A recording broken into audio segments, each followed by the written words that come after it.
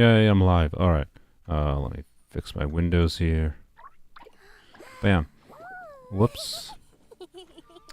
Hey, whoops. So, yeah, I went live on Twitch for a second. The reason I went live on Twitch was because I didn't change the stream key in OBS. I forgot that I did an Elden Ring stream this week. Whoops. There we go. We're live. Why an ad? There's ads because there's ads at the start of it. You should just be thankful. I'm not the type to go and inject 500 ads into the middle of my stream like YouTube wants you to. I probably should, like, on a monetization thing if I want to make money off of the streams, to be clear. Let's go craft my resin quick. I'm going to talk about the title of the stream real quick at the start, after some people join. Because I don't want to have to explain the title 100 times. But basically, I'm not ending ever streaming Polearms Only, to be clear. Oh yeah, I forgot. I was dog sitting yesterday for my parents, so I didn't actually use my resin. I guess we're only crafting one. Oh, So, anywho, yeah, as far as you're concerned, anyone who follows me on Twitch, I did not go live on Twitch.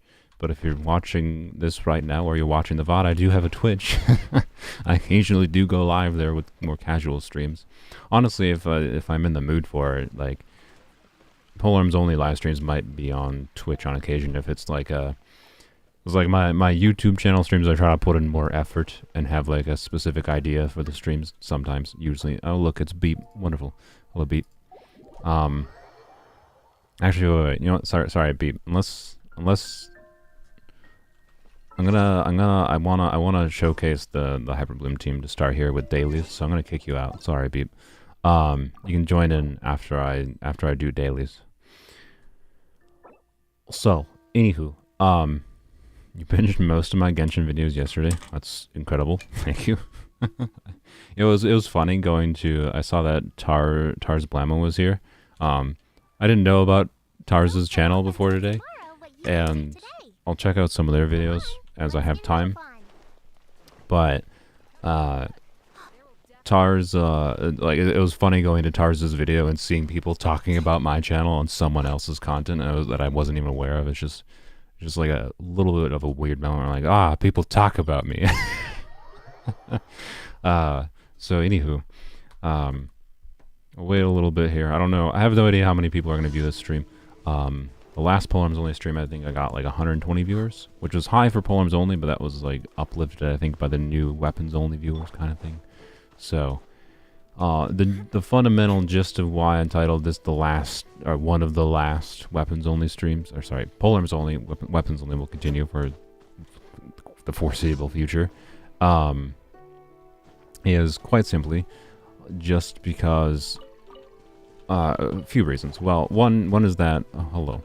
Time to bloom. Let's watch some Hyperbloom. And they're all dead. Yay, Hyperbloom. I love Hyperbloom. Oh, it's so fun. Alright, anywho, okay. I'm gonna talk about a lot of Dendro teams in this stream. A whole bunch of Dendro teams. Raiden is unlikely to leave an Elemental Mastery build anytime in the near future. The only hope Raiden might have for a non-elemental mastery build in the future is some real goofy crap with Staff of Scarlet Sands and like a EM build on Raiden. I might do that. So, you know, with like weird artifacts like this EM artifact. I might do 4-piece emblem on Staff of Scarlet Sands, EM focused Raiden. But Raiden is almost assuredly never returning to a traditional Raiden build. So sorry. Sorry to the people that don't like that. Is never happening. Anywho, getting off track already. Also that was not. Oh my god, what am I doing? This is so one of the reasons.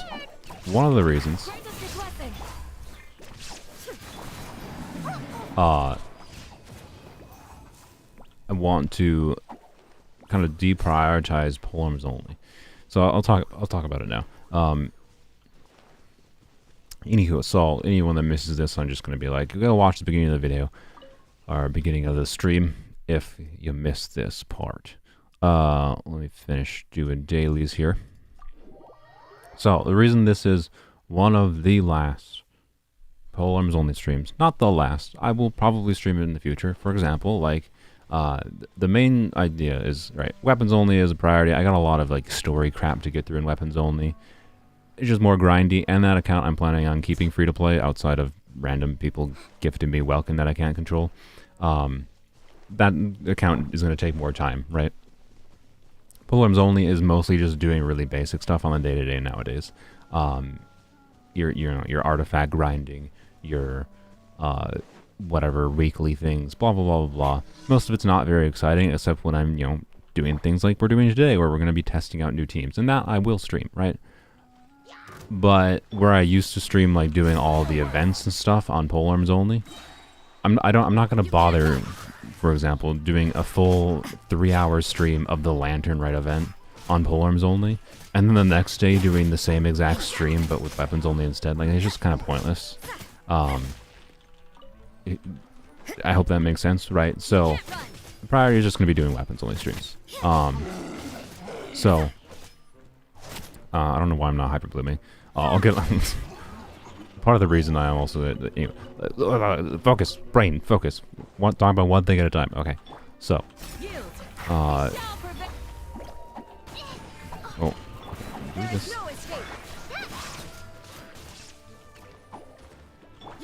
So much for talking, by the way, and saying what I'm doing. This Hyperbloom team takes a strangely high amount of focus to actually do, which I actually like. Some Hyperbloom teams tend to be very, very, very forgiving in how you play them.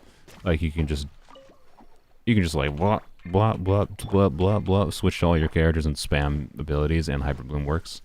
This team on Hyperbloom is a little bit more picky, particularly with the nuance of like swapping with Candace's Burst for extra Hydro application.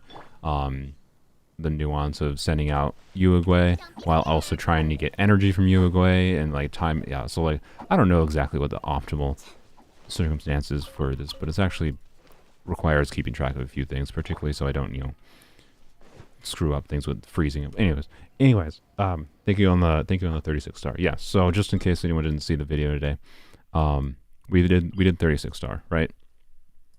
And normally I used to do Abyss streams on Polearms Only. I'm probably, for the most part, aside from, so like Abyss cycles tend to have, right, so like this current Abyss cycle had the same enemies for like 3 different cycles that just had 3 different blessings, right?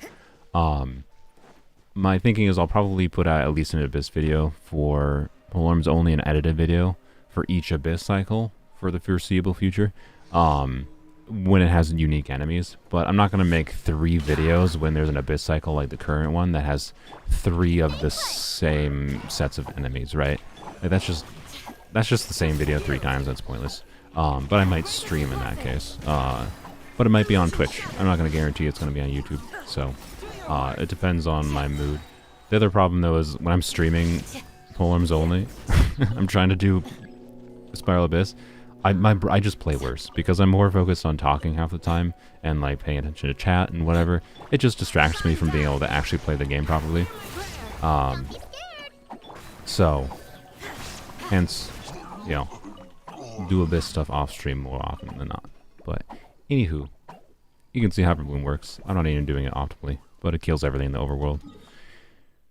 So let's go claim our rewards. Oh wait, no, there's another one still. Where is it? Don Winery, good. No, we're not ending Polearms Only. So I'm deprioritizing Polearms Only. So that's why I was saying in the stream title, it's one of the last Polearms Only streams, because it just makes more sense for me to default to the account that's more time intensive, right? Not to mention it's getting more views. that too. So like, yeah, I only have 60 viewers right now on Polearms Only, right? Compared to, what did we get last weekend? I think 300 and 400 viewers on Weapons Only. So, anywho, point is, what people want to watch right now is clearly Weapons Only and not Polearms Only, even though I still think that Polearms Only makes for a far more interesting challenge. The only thing interesting about Weapons Only is in the long term when we have a lot of... anywho, whatever. I shouldn't poo-poo my own series. I hate this commission. Because you have to, like, follow the... Yeah, there we go. Boy, I did not plan what I wanted to say today, did I? I'm getting too distracted. I should just stop for a second and finish what I'm saying. So, Polearms Only streams will continue, but no guarantee on when they'll happen. That's basically it. Weapons Only is going to be the default, so if there's just some event to finish instead of doing a Polearms Only stream like I used to, it's going to be a Weapons Only Lantern Red event. You know, Weapons Only whatever event, not a Polearms Only event. I'll just do those off camera on Polearms Only to grind for Prima Gems or whatever. There's no reason for me to make a live stream that's two of those at the same time. So, yeah. And whenever there's something fun going on, Polearms Only. So, like, when we get Hu Tao, you know, I can guarantee you, after the week we get Hu Tao, I'll do another I'll do another Polearms Only. I'm getting this two freaking series mixed up. I'll do another Polearms Only stream playing around with Hu Tao. Like, duh, right? But other than that, it's just whenever I feel like it. So, and I might do, like, if there's something I'm doing, like, I feel like just exploring around in the world for 3 hours straight, just because I feel like exploring, I get in the mood for exploring or something. I did that earlier this week because I just wanted to explore the new area a little bit. And I might just stream that on Twitch, but that won't be like a YouTube video because that'll just be like a chill, I'm not even talking for 10 minutes at a time type of stream, right? So, anywho. You really like Weapons Only, so you're pretty hyped for more Weapons Only. See, exactly. See, you like Weapons Only more. Anywho, Polearms Only is not ending, but it's just deprioritized. Which shouldn't come as a surprise. Like, people don't have long attention spans. You know, long-going series don't have the same viewer traction compared to just doing new things on YouTube. So, if anything, if you want to blame anything, if you're disappointed in less Polearms Only streams, blame human behavior. So, yeah, I also definitely forgot that I was looking for his key, by the way. There we go, I found it. So, anywho, yeah, that's it. We're not canceling Polearms Only. The biggest reason I'm not ending Polearms Only is because I enjoy this account. In many ways, I enjoy this Polearm Only account substantially more than I'm enjoying my main account right now. If I could go back in time, in hindsight, I would have preferred not wailing for certain things on my main account. Because they were, like, fun to have for a while, but then, like, it gets to a point where I feel like I would have more fun having to deal with not having certain things I have on my main account, if that makes sense. So, like, it's like I have everything on my main account, and it just makes it less exciting. Whereas it's more interesting to, like, have to deal with the restrictions here. So, anywho, what are we doing now? Beep, at this point, I think you can join in if you really want to. Oh, I would allow it. I would allow it. I'll tolerate you for this stream, Beep. I'll tolerate you. Anywho, yeah, all we did thus far is nothing special. Well, I ground out Enkonomia for Shenhe materials. That's a good point. I totally forgot that Shenhe was in Enkonomia. I don't have Enkonomia unlocked. I do have the teapot unlocked, and I should go here. So, oh yeah, claim rewards first. Sorry, don't join yet, Beep. Don't join yet. What was I saying? Enkonomia, we'll do that eventually. That's for sure. That'll probably be done after I do after Shenhe's coming. I'll be like, I'll make that into a video kind of thing, more likely than not, because that'll be a good excuse to have another Polearms Only video in the future. But for now, the priority is Weapons Only, because that's what people want to see. That's all it comes down to. So, yeah. Nothing's ending on Polearms Only. It's just deprioritized. That's it. So, what do we got to do for today? You're not really late. No. Nobody late. Let's go here. I should maybe... So, I leveled 90 Raiden. If you didn't notice in the Abyss video, I didn't include it because it just felt like unnecessary fluff to include that. And anyways, Raiden's level 90, Yaoy's level 90, so I have very few Heroes Wits. I do plan on level 90ing Hu Tao, right? So I have enough to level 90 Hu Tao, I believe, but not much after that, so I don't know. Point is, maybe I should buy Heroes Wits from Tubby. But I'm not going to. Because I like artifacts. So, anywho, we're buying that. How am I liking Yaoyao? I like her far more than I thought I would like her. So one of the, I mentioned it very briefly before, I've said this in the comments. So one thing that was interesting, I thought Hyper Bloom, so Hyper Bloom was about as strong as far as like damage numbers that I expected, right? But this team, so I described it a little bit in the Abyss video. In case you haven't watched, I'll describe it here again. So this team specifically, well, first let's talk about the Hyper Bloom core. The core of Hyper Bloom is a Dendro character and a Hydro character. Make the Bloom reaction, gives you little cores, and then those cores you apply Electro, unless you have some like Nilu. Normally you would apply Electro or Pyro to them. Pyro is Burgeon, a bigger AoE explosion damage, and Hyper Bloom is a homing shot damage from the cores. So each individual core that you create, you can apply Electro to them, and then it homes into an enemy. It has a very small amount of AoE, like a very small range, so if enemies are tightly grouped together, you can get actually AoE damage out of Hyper Bloom. But more often than not, particularly on account like this one where I have literally no ability to group enemies like with Kazuha or whatever, it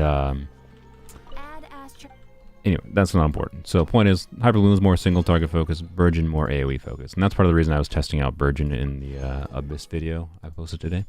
By the way, I didn't do it on purpose, but I accidentally used, to be able to 36 star the Abyss, I accidentally used every single Polearm character we have. So it took all 10 of the Polearm characters we have to be able to 36 star this Abyss, which was, I think, a nice poetic thing personally. It poetically worked out. So, anywho, Hyper Bloom core is, you know, Dendro Hydro, right? So Candace, Yaoyao, react together, you get the Dendro cores. I should probably demonstrate this while I am talking realistically. Also, I should remember to claim my things. Thank you for I guess I'll go to is there talent domains today? Yeah, actually, you know what? No. I'm gonna be farming Emblem for the next 500 years. Not for Raiden anymore. Well, I mean, maybe for Raiden. Like I said, I maybe would do 4-piece Emblem on an EM build, a wackadoodle build using Sino's weapon. But most likely, Raiden is just gonna stay on her full EM build. And the Yaoyao though. So I've seen some people that did like Yaoyao, like DPS Yaoyao with Staff of Homa, which is like, oh, Yaoyao's she uses HP. Yeah, she uses HP to scale. Sorry, Beep. I'm actually gonna go and do this alone again. I wanna demonstrate the Hyper Bloom team some more since I'm talking about it. I know I said you can join, but Beep can join as soon as I'm done with the entire stream. No. What's the highest crit you've done this account? I think I got it with Raiden a few weeks ago when we got Raiden, right? I actually don't remember. Anyways, for like, I do want to try a DPS Yaoyao, so basically a variation of this exact same team with Zhongli instead of Rosaria. That's more Quick Bloom. Quick Bloom is basically just where you're taking advantage. What is your idol? Why are you ripping at me, Yaoyao? Anywho, it was adorable, but like, shush. Anywho, I've mind-blooded myself. I don't know what I was saying. Oh well. I want to do like a Quick Bloom team, right? So you see people doing like Quick Bloom Alhaitham. I want to do Quick Bloom Yaoyao. That was a good timed like O-face Yaoyao there. Most of Yaoyao's DPS comes from her burst. She has a very high energy cost on her burst as well. So, what kind of build do you do on a character who is burst DPS focused and has a high energy need? Emblem. So, the funny thing is, basically what my dream would be is instead of having, you know, say a cracked emblem set for Raiden Shogun to make Raiden Shogun do big damage, my plan would be to give Yaoyao Engulfing Lightning and give her some cracked emblem artifacts in the long term to do a burst DPS focus Yaoyao. And then it would still be a Bloom team, so you'd still have Candace here, you'd still have Raiden Shogun. Raiden Shogun would be switched to 4-piece Deepwood instead of 4-piece Flowers, which would be fine. And it would lower Hyper Bloom damage a bit, but, you know, whatever, I'm seeing bigger numbers from Yaoyao. And then Zhongli would be there as well, just to provide shielding, since the healing would go way down when you're not doing HP on Yaoyao. So, anywho, I think a 4-piece emblem build is the best way to realistically do a DPS Yaoyao. But this right now is not DPS Yaoyao. This is just normal Hyperbloom. So the way Hyperbloom fundamentally works is very simple, right? You do Bloom and you do Hydro and Dendro together. You get Bloom, you do Electro, like from Raiden that we have on the cores. It does a Hyperbloom reaction, does a homing shot in that does like 30-ish thousand damage to an enemy, right? Simple. And then you have a flex slot for someone. And that's where the complicated part gets in. I'm not going to go too much into gauge theory. Basically, if you use it properly, you can use Cryo and Hydro together to do a freeze, which, you know, helps you with some crowd control, right? And then you apply Dendro. Because of the fact that freeze has priority over the Bloom reaction, Cryo and Hydro react first, and then you have Dendro reacting with the Hydro after. So if you have Hydro Aura left over after doing a freeze, you can actually sneak out extra Bloom cores from a Bloom reaction, and then you activate more Hyper Blooms. So on top of the crowd control. So that's why I have, thus far, because of that, most enjoyed Rosaria here. Plus, Rosaria is nice as an on-field DPS to do some decent damage. But anywho, let's show it off here. I forgot to use Candace's Burst. Whoops, that's kind of slightly important.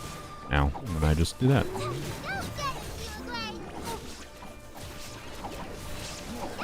This is not the best enemies, I think, to demonstrate Hyper Bloom, to say the least, but it's fine.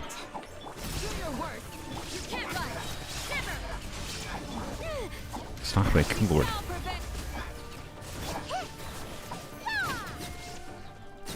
And look, they're all dead. Just like that. That was a little slow.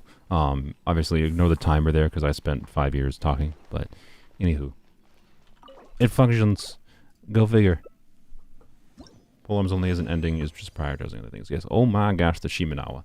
This is what happens. This game is like, oh, you wanted emblem artifacts, huh? Here's the Shimenawas for you. I already have decent Shimenawa artifacts. I could use more, to be clear. Oh, I did get a very slightly better HP timepiece for Hu Tao and Shimenawa the other day. I also got a double crit. So the 2 notable artifacts. Actually, no. Sorry. 3 notable artifacts. This one I've had for a while. So this artifact was a 4-line energy recharge gladiator's piece. I just hadn't leveled up for a long time.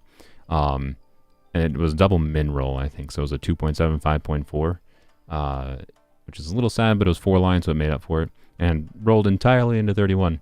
Or into crit damage, except for 1 flat attack roll. Which, funnily enough, is like the same exact thing that happened with this piece. Except for this piece happened to roll into crit rate and higher rolled. So, anywho. Both of these artifacts are very similar to each other. They're just reverses. So that's another very good energy recharge piece. And yeah, that's a nice piece. I have it on Rosaria. So basically, oh yeah, what I did, I also did this after the Abyss. Particularly for the overworld, I wanted to overstack on energy recharge because the main thing, right, with the Bloom reaction, I got to keep up Dendro application and Hydra application. Basically, all of Candace's Hydra application comes from her burst, right? So I need to keep up Candace's burst, and I also want Rosaria's burst up. So Rosaria, I put an energy recharge timepiece on that one that I just got. So she's at 83, 181 crit damage, and 166 recharge. She does good damage, but that is with an ER timepiece. Still has almost 2k attack by accident. I think that's just thanks to deathmatch and the fact that I'm on 2-piece attack. So she still does good damage with this energy recharge timepiece. And then Candace, I overstacked the heck out of energy recharge. So I have her, I think, on 2-piece emblem, 2-piece noblesse. Ideally, this build would probably be a 4-piece emblem, realistically. And then 53 crit rate, 96 crit damage, 270 ER, which is definitely more than you need in like a normal like rotation situation, like in the Abyss. But for Overworld, I quite like it because it just basically makes sure no matter what I have her burst up. So I just don't have to worry about it. And yeah, It's definitely a little more ER than I need, I think, though. Especially because Engulfing Lightning also gives an additional 30% after using her burst. So functionally, Candace has 300 ER, but it's fine. She also doesn't get much use out of the bonus attack. But again, it's fine. It's fine. It doesn't really matter. All I care about for Candace in this team... Well, also, look how nice Engulfing Lightning looks on Candace. Let's be real. It's Candace's best looking weapon as far as drip goes. So, that's my justification. No, we're not ending the series. Oh, good lord. I'm regretting titling this. I put one of the last streams. It's one of the last streams because the priority is weapons only. That's all. That's literally all. Why didn't I burst it? God dang it. I don't like that these enemies don't get frozen.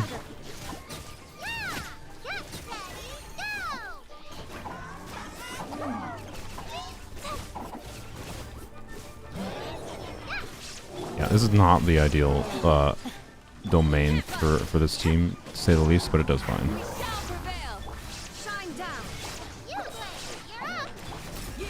No, don't attack the rock.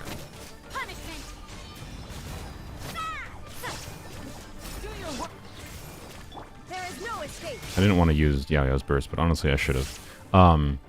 Yaoyao currently does have a little bit, so Yaoyao is also on ER timepiece right now. I'm probably going to keep her on ER timepiece even with C2.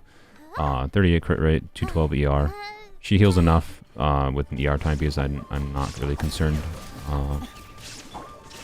Not really concerned about trying to increase her damage, or sorry, her healing. Can you just die? I didn't want to have to use more bursts. I should have just used burst. Like I said, I was just talking about the reason I've overstacked on ER is so I can just use burst liberally. And here I am not using burst liberally. I apologize. So, anywho, yeah, if you want to hear me talk about the specifics of what I mean by one of the last streams, go back to the earlier part in the stream. That's, yeah. No, we're not ending Polearms Only. It's just deprioritized. So instead of streaming Polearms Only for like doing events, I'm streaming Weapons Only. Weapons Only is going to be my default stream, unless I have something specific to do on Polearms Only that makes for a good stream, right?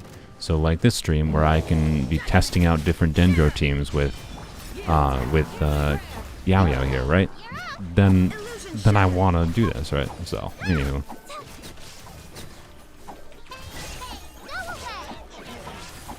Good, we already got him knocked down. By the way, C6 Candace, quite nice for, has been quite nice for a little bit of extra hydro on Hyperloom team here. I don't know how much of a difference it makes without, you know... I wish you could disable constellations, right? Because if I could disable C6 Candace, I could, you know, and test out how well it works without C6 Candace. Either way, C6 Candace gives a little bit of extra hydro. It's good. That's kind of all. So, and I find Yaoyao a lot of fun. And the nuance, this is actually potentially a Yunjin piece, so I will... Ooh, that actually is potentially a Hu Tao piece. So we'll try both of those, methinks. But yeah, Yaoyao's a lot of fun. The general rotation of this team, as you can see, if I actually showed it correctly, was probably do Yaoyao skill first, do Candace skill burst, Rosaria skill burst, Raiden skill, back to Yaoyao, do on-field Yaoyao things with Yaoyao's burst, and, you know, do charge attack, whatever. And do her jumpies to get more radishes, more Dendro application, and then once Yaoyao's burst ends, then I can switch back between. Usually by that time, go Candace burst again. Is kind of how the rotation goes. So, yeah. Am I going to get R5 Aqua from my C6 Elon? F, no. Not in a million years. Nope. Nope, nope, nope. And there I go, doing my rotation the wrong way again.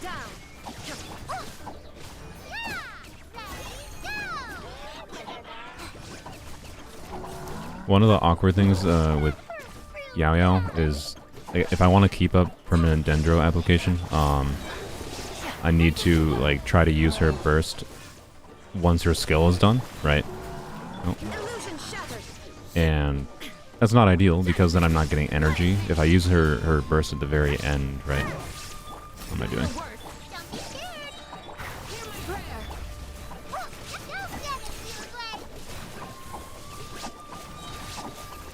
There we go. There you go. You can see that that's what was more proper there, killing that dude. If I use Yaoyao's burst at the very end of her skill, then I haven't gotten any energy from the entirety of her skill, right? And that's... I could really use a better better crit rate piece. I might level this up anyways because I gotta take a peek. The reason being is I just mentioned 4-piece emblem on my current the build for what's her bucket Candace is probably best because all of Candace's damage is burst damage, right? So it doesn't make sense to buff anything else. And my current crit rate circlet is this one. I would like a better one, but that one could actually be better for Candace. Alright, it has ER, HP, it's a 4-line. The EM exists, so I actually might try leveling that up. So it's a copium piece, I'm fully aware, I'm fully aware, but I'm gonna try it. So,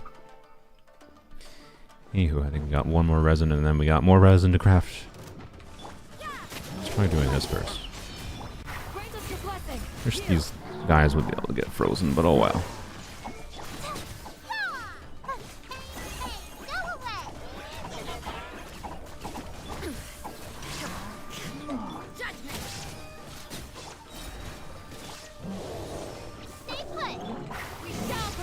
Oh, hold on. Oh boy. I hate this dude so much. Why can't he be frozen, man? So annoying. I know he can be frozen when you get a shield down, obviously, as you just saw, but... Oh, I didn't have cooldown up. There we go.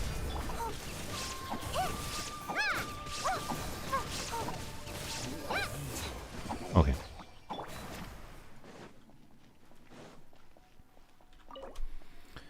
Well, okay, last resin. Well, last-ish resin. 3 more resin to use, actually. Maybe. My flowers are kind of copium. I will take this. This could be really good. It's unlikely to be better than my current goblet. My current cryo goblet, but I will take it. Weirdly good artifacts today. Weirdly good artifacts today. I mean, all of them are okay-ish. And almost all of them depend on if they roll a 4th line crit stat. So, they're okay. 36 star in the Abyss is an alpha move because your whale self can't even do it yet. I mean, you absolutely can. Even, you know, even if you're just using only 4 stars, you can easily 36 star Abyss. You just have to lean into more particular teams. The core of this game, if you want a 36 star Abyss, is abuse supports. Use the broken supports and you won't have a problem. That's essentially it. Let's go back here quick. I guess if you want to join now, Beep, you can. So, sorry for that gross burp, by the way. I just don't know where that came from. I didn't drink any caffeine or I didn't drink any carbonated drinks. It was just out of nowhere.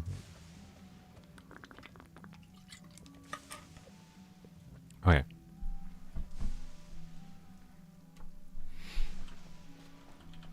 What? If I get more Fablands copies, will I level them up or fine? Sorry, I missed that message. I've been not paying as much attention to chat. Fablands, so, God, yeah. Fablands is like the best weapon for at least half, I think, of Polearm characters. You want Fablands, you want Fablands, you want Fablands, you want Fablands. So...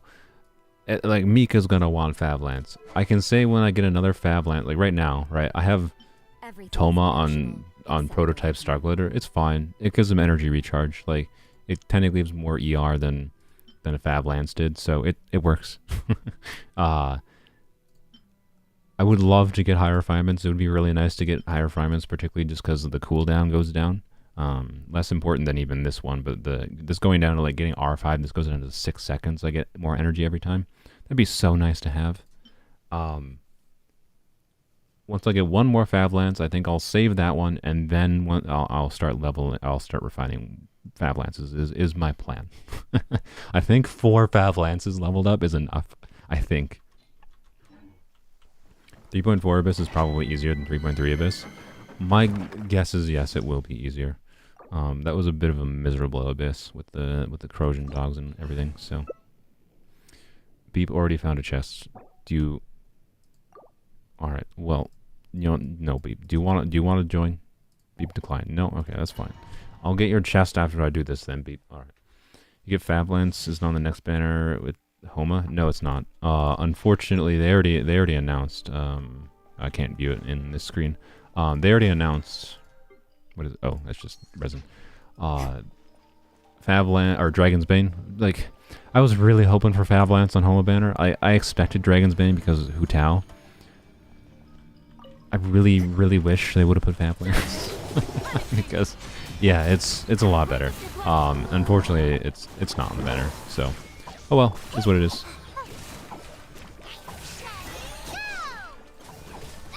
Oh my God, stop.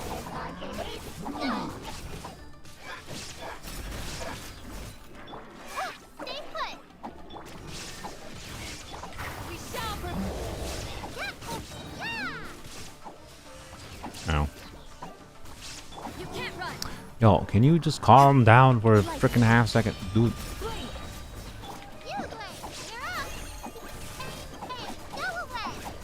I don't have Hydro Gun. What am I doing? Alright, there we go. Freaking jerk.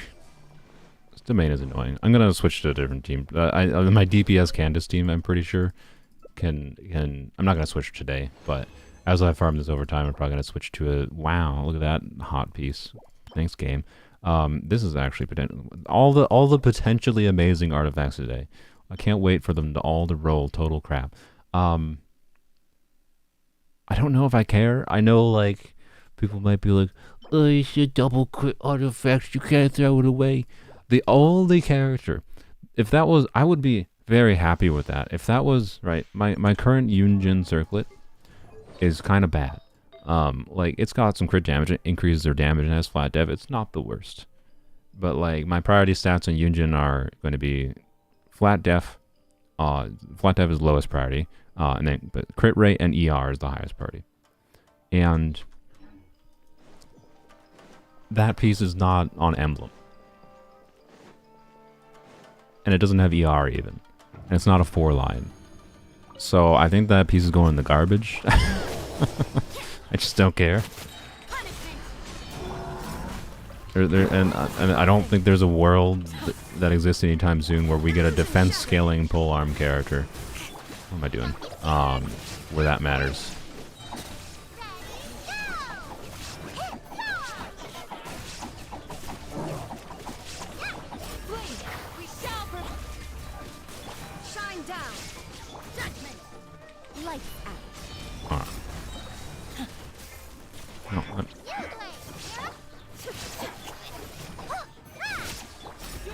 Okay. So yeah, I'm not keeping that piece. I know it looks so nice. It's got a 7.8 crit damage and a 3.9 crit rate, and it's got EM. Maybe I don't know who would want an attack percent emblem piece, but I'll take it. It exists. Do I also stream on Twitch? Yes, I believe my Twitch should be in the description. Someone mentioned, I think, Hu Tao. Yeah, let me in. You mentioned Hu Tao summons. I will probably stream Hu Tao summons, but I can tell you, I think summoning streams are going to be on Twitch. Is what I am thinking moving forward. And the reason for that is just the nature of YouTube algorithm is it's probably less likely that people are going to watch edited stream summons if they already saw it on stream. So that's my thinking.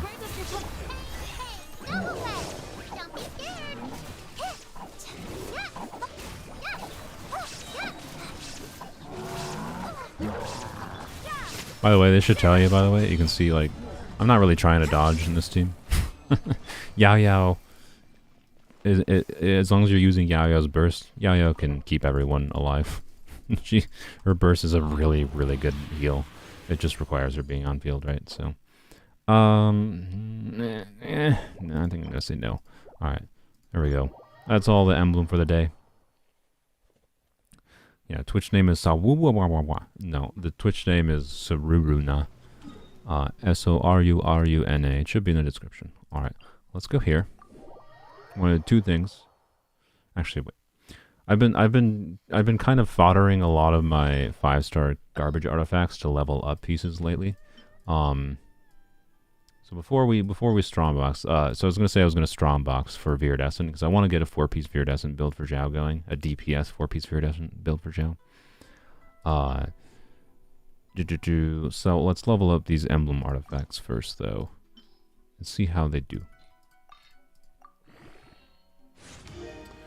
But I also have other artifacts I want to level up, other than these ones. On a statistical level, you'd expect at least one of these artifacts to roll double crit, right? It's not this one. But we have to expect one of them, right? Right? Work hard and live Alright, each let's day check to this the one. fullest. Never know, this could be a That dream. is what life in Actually, who had Mondstadt this is all before? about, isn't it? Well, nobody now. It's not a bad piece, but I have good enough pieces. These two are good enough. I'm not going to bother, right? So, anywho, oh yeah, we got that. I'm not going to bother with this one. This one, is Yunjin currently? Yeah, she is currently on a... See, Yunjin's current timepiece doesn't have a lot of, like, any particular stat, but still, it's got 3 flat def rolls. That does more than you might think. It's particularly because I have, like, almost 200, I think, flat def across all of Yunjin's artifacts, so it's quite hard for me to get meaningful upgrades for Yunjin at this point. But this has flat def as well and crit rate, so I actually do want to see if this one rolls ER. If it doesn't roll ER, it's garbage. Nope. Bye-bye. Okay, timepiece. Oh yeah, another potential. Oh, I never showed the timepiece I got for Hu Tao earlier this week, so let's check this one, I guess, just in case. It's probably bad. Yep, cool, that's fine. Alright, it's fine, it's fine. You know, I was talking about that surely we'll get one good piece, right? I think that chance is dwindling fast. So the timepiece I got for Hu Tao was this piece. So this was it was a 3-line. It rolled crit rate the last line. Rolled twice into crit damage, low rolls. Rolled once into attack percent, once into flat attack. It's okay. That's it. It's okay. It's a very minor upgrade to the one I had before. So, yeah. There's attack goblet. HP, cryo damage bonus. Oh yeah, there's this one. Okay. May as well try it. Never know. Nope. Sad. Could have been an on-site cryo goblet, but this is just better. So, def goblet. Nope. Okay. Circlets. Did I get any circlets? I got the def circlet. Oh yeah, I got this the crit rate circlet, right? I said I'm gonna level it up. I'm not gonna level it up right now. What I am gonna level up instead is I also mentioned this. So this was almost, it was basically the dream. Not exactly the dream. Like ideally, you know, you'd have attack percent on here, right? It was an energy recharge timepiece and emblem. It was a 4-line. I know it doesn't look like it was a 4-line. It is currently level 12, and Everything is negotiable. so it's had 3 upgrades. 2 went into HP and 1 went into crit damage. And it did start, I think it was 3.1 crit rate, 5.4 crit damage to start. So it did high roll into crit damage at least. I'm not gonna let you in because it's gonna break my thing. So, hey, it was a 4-line double crit ER emblem piece, but then it rolled kind of meh already. So I don't know. Let's see how it goes. In the worst though, the upside of this piece, in the worst case, like I was just talking about a 4-piece emblem for Candace. We can actually do 4-piece emblem for Candace with this piece kind of thing, right? So it's not the worst piece in the world. Is okay. Is less okay now. Okay. Do I even bother with it now? I don't know. What does Candace currently have? Crit rate, crit damage, attack percent. You know what? I'm gonna level it up more. We're gonna take it to 16. Work hard and live Anything each that's day not to the flat def fullest. is fine. That is what life in It's Mondstadt is all not about, getting used on isn't it? anyone other than Candace at this point, but I can use it on Candace. So we can actually potentially do a well, we probably won't have enough fodder for it, but with that slightly copium crit rate circlet, we could do 4-piece emblem on Candace today. So, hey, a crit rate roll, that's probably the best roll could have. And it max rolled, so you know what, it's okay. Actually, with that roll, is that better than this one? It is, technically. Barely. It is technically better than this one. Although really not that much better. I'm pretty sure this piece on Zhongling currently, which is 10% attack, 29 flat attack, 18 crit damage, is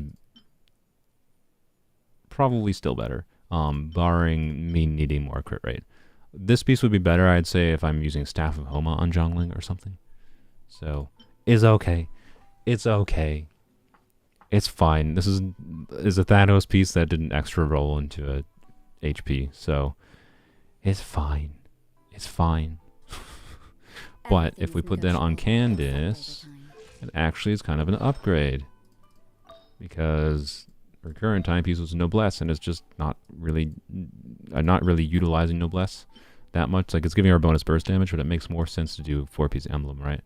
So if I give that to her, that gives her a little bit bonus HP. So now at like 21,000 HP, more crit rate is nice.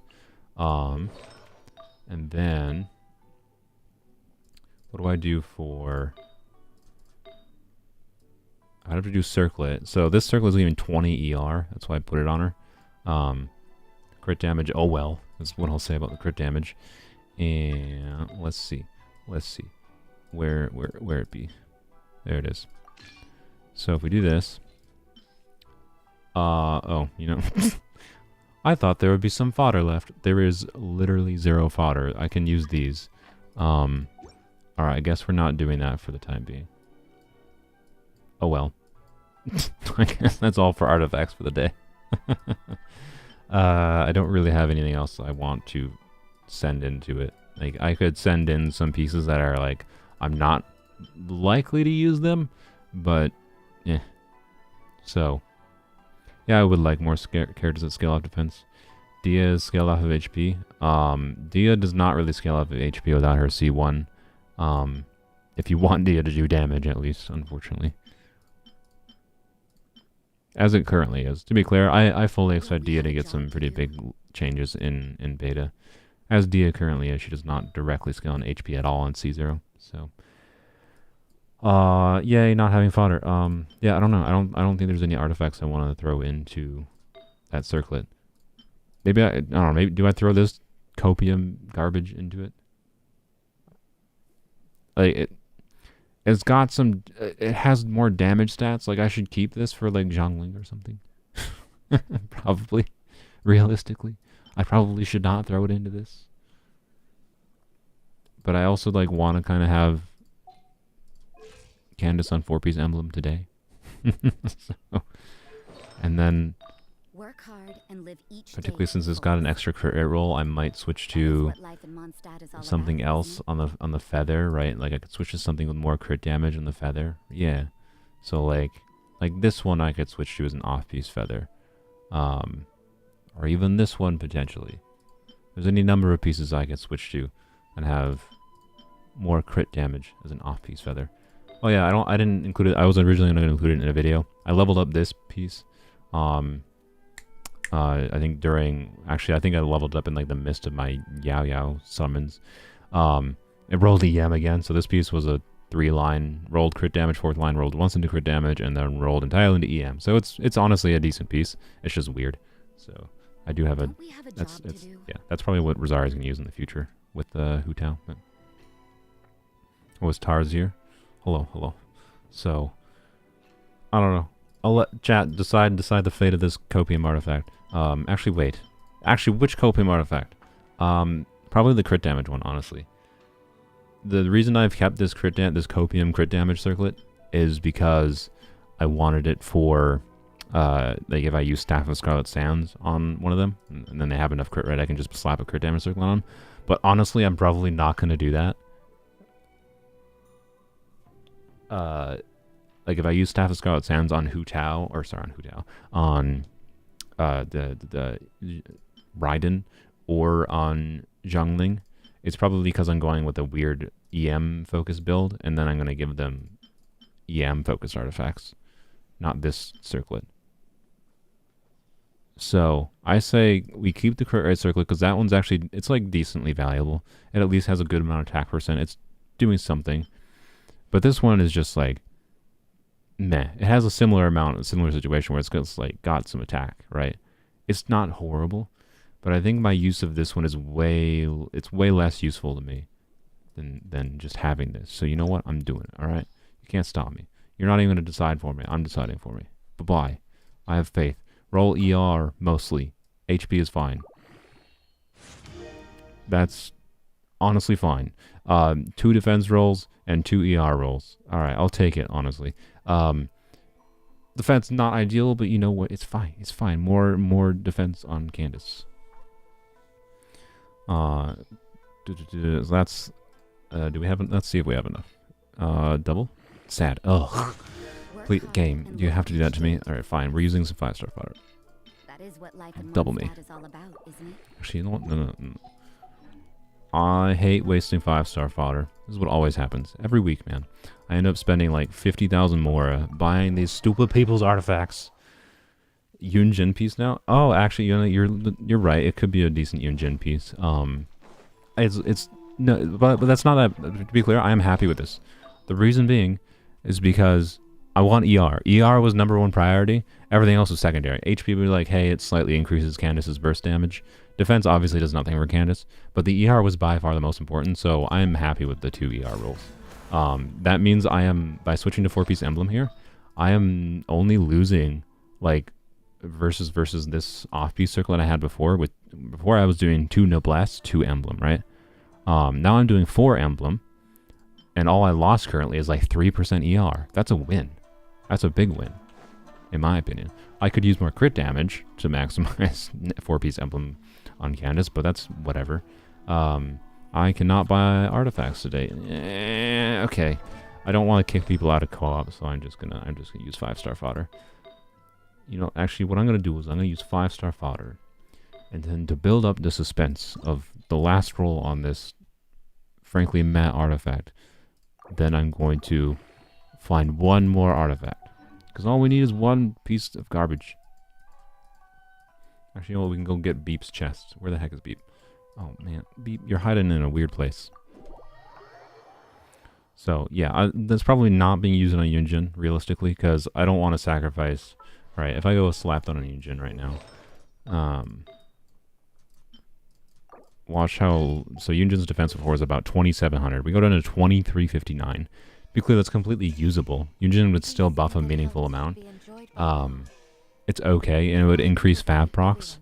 But Yunjin hits in a pretty big AoE with a big enough AoE in her skill that I don't personally find it's necessary.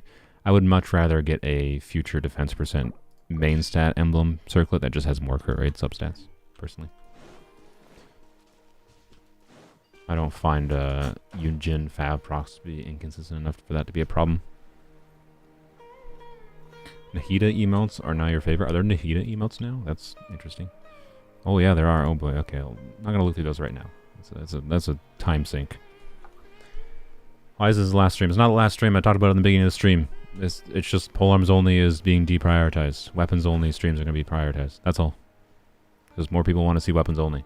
That's kind of all it comes down to. So instead of my default, like my default used to be just doing Polearms Only streams, so I just faff about doing an event or something with people. So did that give us an artifact? Yeah. We're still doing Polearms Only streams, but only when I have a good reason to. Like, this stream is supposed to be me testing Dendro. ER. What did it do? HP. It's fine. Okay. It's fine. It's fine. I would prefer to ER, but it's fine. Sure, you can do it. Wait, is that... No, that's only 3 people. I'm not going to let more than 2 people in, because I do not like having only 1 character available. It's just annoying. So... Is Candace the most too? Oh my god. Okay, you know what? No, we are looking at... we are looking at emotes right now. I'm sorry. Yulan emotes. Nice, nice. I like those. Heizo emotes. More Kazuha. Cute Yoimiya emotes. Alright, Tignari. Great Tignari emotes. Colway. Dory. Yep. More Paimon emotes. No one cares. Nilu emotes. Oh, Candace. Happy birthday, thanks, praying, and I'll protect you. It's okay. They're not bad. I'm slightly disappointed by the Candace emotes. Like I like the thanks one. I'll use the thanks one and maybe the praying one. But anywho, I don't think I can favorite. Oops, I didn't mean to do that. I don't think I can favorite them without. Wait, can I? Oh, I do have to undo some. All right, which ones do I never use? I basically never use eating snow. Basically never use. No, I do use that.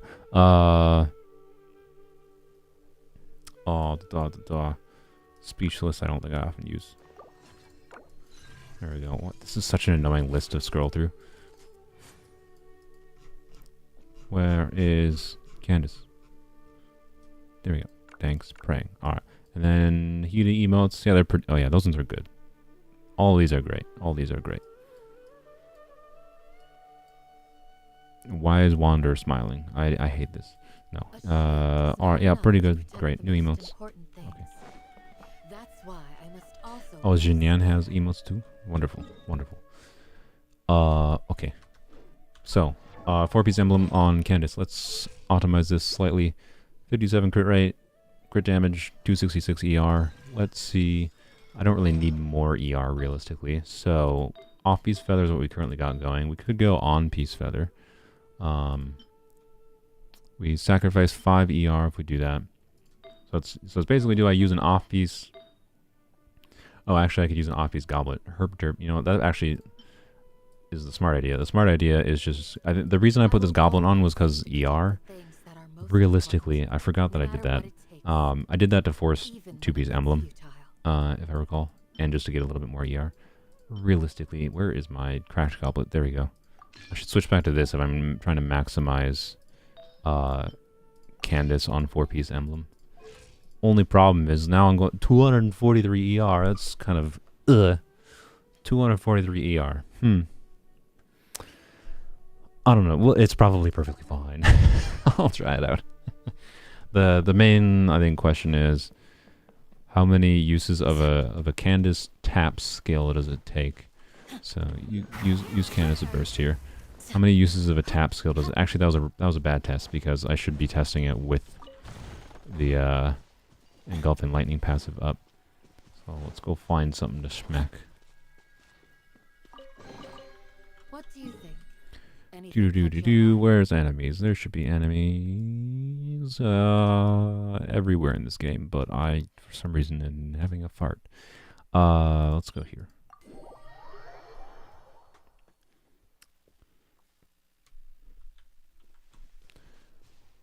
I chose the wrong spot. No, there. Oh, there's a chest over there. Okay, there clearly must be enemies there, right? So, when I had 270 ER, I was refilling Candace's burst. I think with 2 skills, 2 taps of her skill. No, it wasn't 2 taps. It was 2 holds. Taps would be less because taps only get 3 particles. Hold gets 4. So I just want to compare that. I'm not usually holding, since I don't have the extra ER from engulfing lightning out. Let's check what hold is first. Camera just janked out. All right. Well, it's not guaranteed. I thought it was 4 particles. I could have sworn it was 4 particles from Candace's hold. You think I would know this for how long I played Candace? Oh well. It's only 3. Oh, okay. Well, that's fine. Oh, it's okay. It's 2 from tap and 3 from hold. That's really annoying. Why you gotta be so stingy, Yaoyao? Like, it takes time to hold a frickin' skill. It should be 4. Anywho. Oh, okay. Oh, no, that was not 4. That was just that was a hit particle. Okay, I don't know. The ER is probably fine. I probably don't need more ER. So I'll probably stick with this build. But if I find the ER to be a problem, I'll just switch to... I could switch to a non-cracked goblet to just saturate ER, right? It's probably fine. Realistically, in a normal rotation, this should be perfectly fine. Alright, let's see what the burst damage gets. 7,800, and what about on a switch? It's less than I would have expected.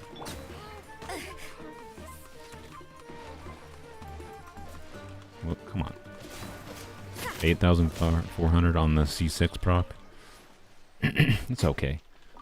I definitely would have expected more. Honestly, I don't know what I got before. Oh, I wasn't really paying attention, but whatever. That's sorry. I am dying in my throat. Am I gonna stream Lantern Rite weapons only? Yes, that is the main plan tomorrow is doing some of the Lantern Rite stuff on weapons only. I don't think we can choose our character yet tomorrow for Lantern Rite, but the idea will be I'll do Lantern Rite tomorrow weapons only, and then I can post a survey for what character to choose. I think I'll let the community decide what character. So if y'all want to, give me Jinyan, I'll happily take Jinyan.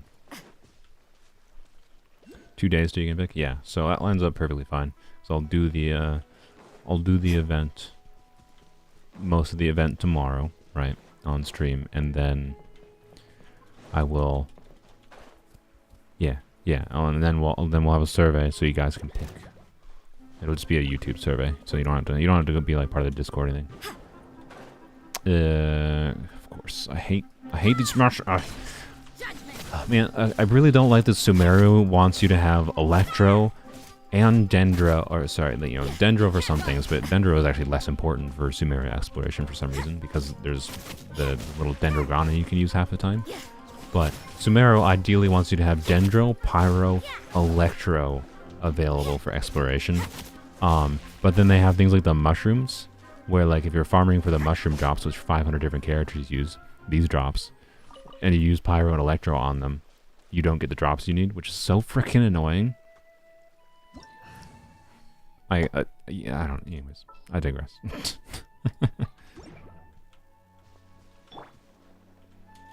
Oh, I didn't. Gotta zap it. There we go.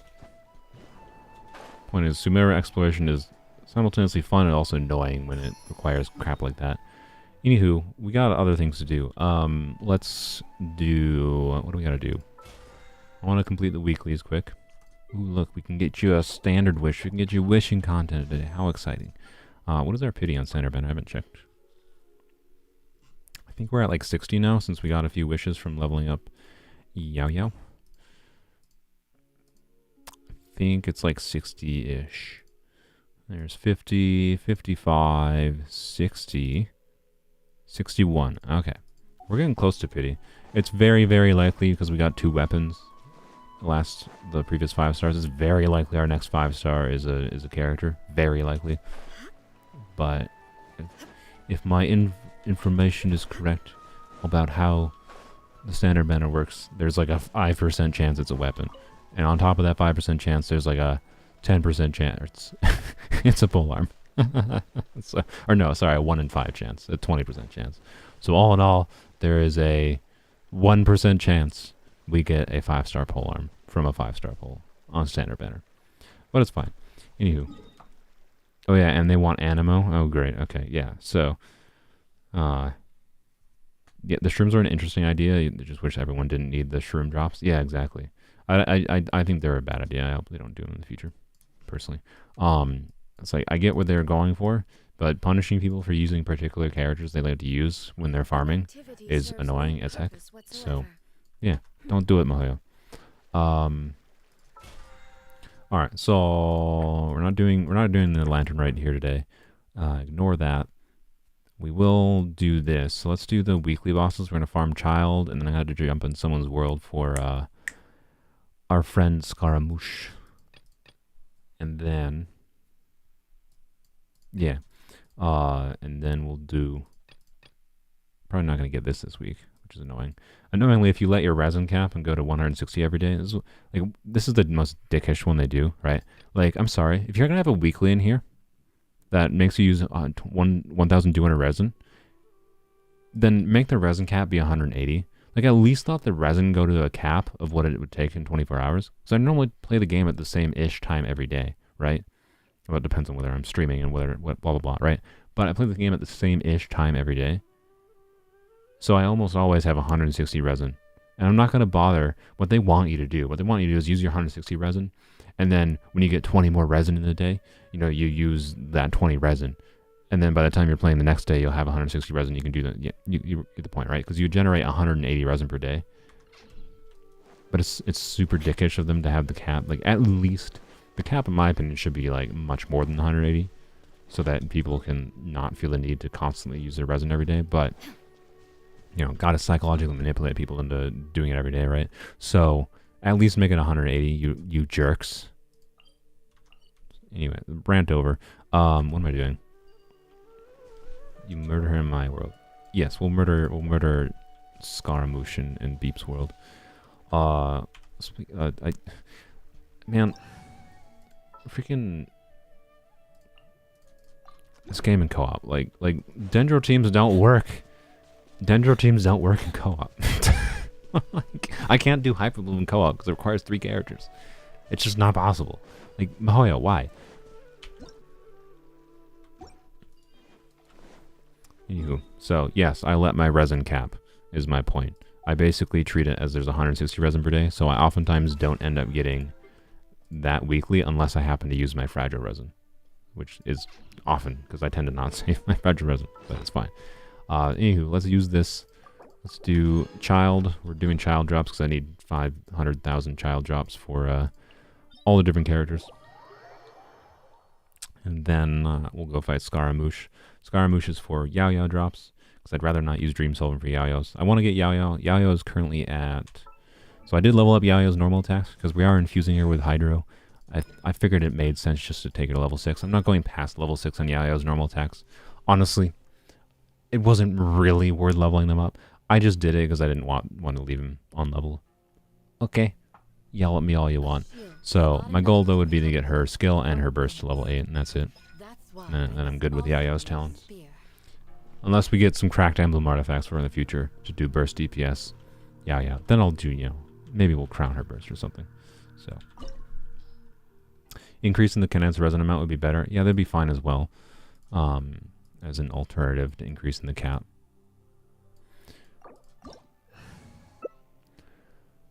Are you joining? Deep is not joining. Alright, that's fine. Yeah, sure, let's do Hyper Bloom against Child. I'm not crowning Yaoyao. I like Yaoyao. She's great. She's probably the most important... Sorry, a little late. She's probably the most important character on this account. You know, Rosaria's really not doing much here in this team, but oh well. Illusion shattered. Do your work. We shall prevent you. Time. You've made some progress. Not bad. You've got a trick or two. I like bosses with animation dead time. There is no escape.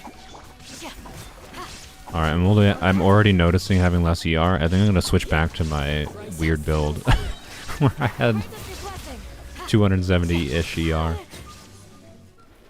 I'm noticing the 30% less ER already.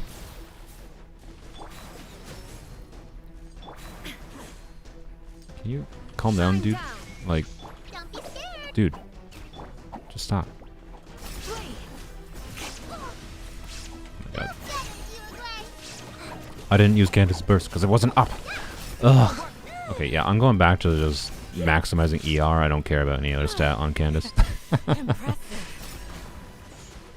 Candace's burst needs to be up. It's just not conditional. Like, Yaoyao's burst not being up is not the end of the world, because at least Yaoyao, oh my god, Yaoyao can just periodically apply Dendro with her skill a little bit. Candace needs her burst up for Hydra. It's not an optional. And you're dead. Okay, so we're switching back. I'm doing it right now. Oh well. If you don't like how this looks, too bad. We want to get back up to a whole bunch of ER. Sure, let's slap this EM. Alright. EM or attack percent. Oh, I think I had the attack percent because of the crit damage and HP stats. So yeah, we're doing attack percent. Why not? Her damage is based on HP, right? Yeah, just making sure. I thought it was. Artifacts. God, so that's why I forgot that was so low. Like, really, Mihoyo? At a level 13, this does 14% HP damage. That's so little. Like, I mean, across all of Candace's skills, this does like the same as like a level 10 Yalon skill. It's real stingy, Mahaya. Alright. Anywho. Let's see. So I can do flower or feather. So I think I could do... That has 10 ER. Let's sort by ER. Basically, we're doing the highest ER. That's Toma's feather. Is that the highest ER I have? Okay. What about feather? This one is 16. This one is 14, but has some crit stats. This one's probably better. So I could do this. And then keep that. There we go. So we're on 4 emblems still. 60 crit rate, 100 crit damage, 276 ER. Perfect. It's still an improvement for what it was before. Oh, wow, that could be very good. It's been some time. So, for those that don't remember, or that weren't watching this series when it, near when it started, the very first 5-star artifact on this account was a, that piece is, okay, by the way. I would really prefer for my circlets. I have a decent enough selection of circlets and my gladiator circlet. So anyways, the first 5-star artifact we ever got in this account was this one. It had attack percent, it had crit damage, and it rolled almost entirely into crit damage. So I think it had 3 rolls into crit damage. It was a 4-line too. Roll into HP, roll into flat def. So, very good for a first artifact in the account. And I think this is it's been a while since I saw a crit rate circlet on that piece, so that's a good piece. I do not have any real way to level it up right now, so oh well, it's fine. We'll level it up eventually. That could be actually a better piece for Zhongling if it rolls a bit, obviously similar amount into crit damage and then rolls into EM or something.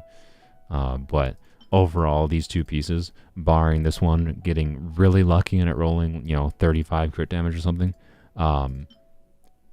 is probably worse than this piece on a statistical level. But I'll take it.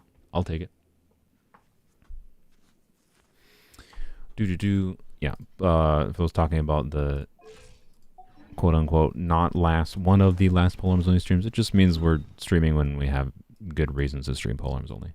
So when we get Yaoyao, I will do a stream for Polearms Only, right? For sure. And when I have something else I want to spend a bunch of time in on Polearms Only, there's a good chance I'll stream it. That's kind of the idea. So, anyways, let's go check what Beep has for me. And then we're going to go into Beep's world. And we're going to murder Scaramouche for his wonderful drops. Scaramouche has kind of trolled me, by the way. I thought I got lucky. Originally, I thought I got lucky with Scaramouche. Because I thought the drops he needed were the different one. I only got one of these drops in the 3 weeks that I farmed Scaramouche. 3 or 4 weeks that I farmed him. So, that's why this is only level 7. I do have enough drops that I could use Dream Solvents if I want. It's not that valuable to level up Yaoyao's talents. She works perfectly fine as a healer. And then the extra damage right now is not that relevant for Yaoyao's own skills. So, yeah. Point being, I don't want to spend 5 Dream Solvent and convert my incorrect Scaramouche drops, these drops. So, hopefully, I don't know, hopefully Mika uses these or something, I don't know.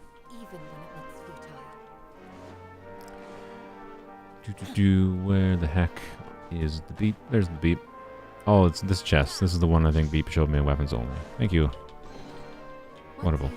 Honestly, Primogem supplies-wise, we don't need to get a YouTube video up. Want to watch this stream? I mean, being productive is always better than being not productive, but I appreciate you being here. Just saying, I completely distracted. Oh, Primogem supplies-wise. So, we have 4 Yaoyao, right? So, going to history here. We have, I believe, 45-ish. Because it took that many wishes into pity. God, that was stressful. I would love to risk more going for more Yaoyao constellations, but then this is just not worth the risk of losing the guarantee.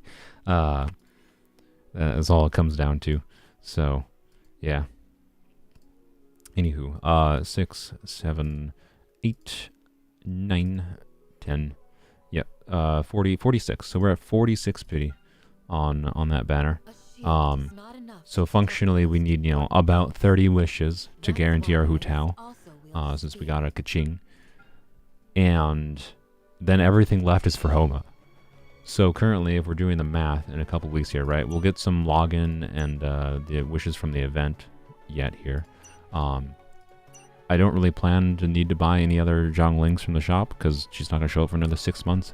And I could get C6 Zhongling. C6 Zhongling is not very good. For those that aren't aware, I learned that C6 Zhongling does not affect herself.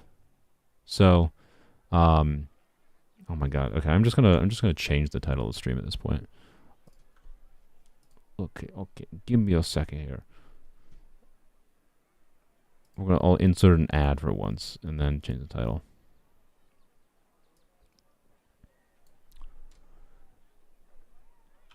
Hopefully testing Dendro teams.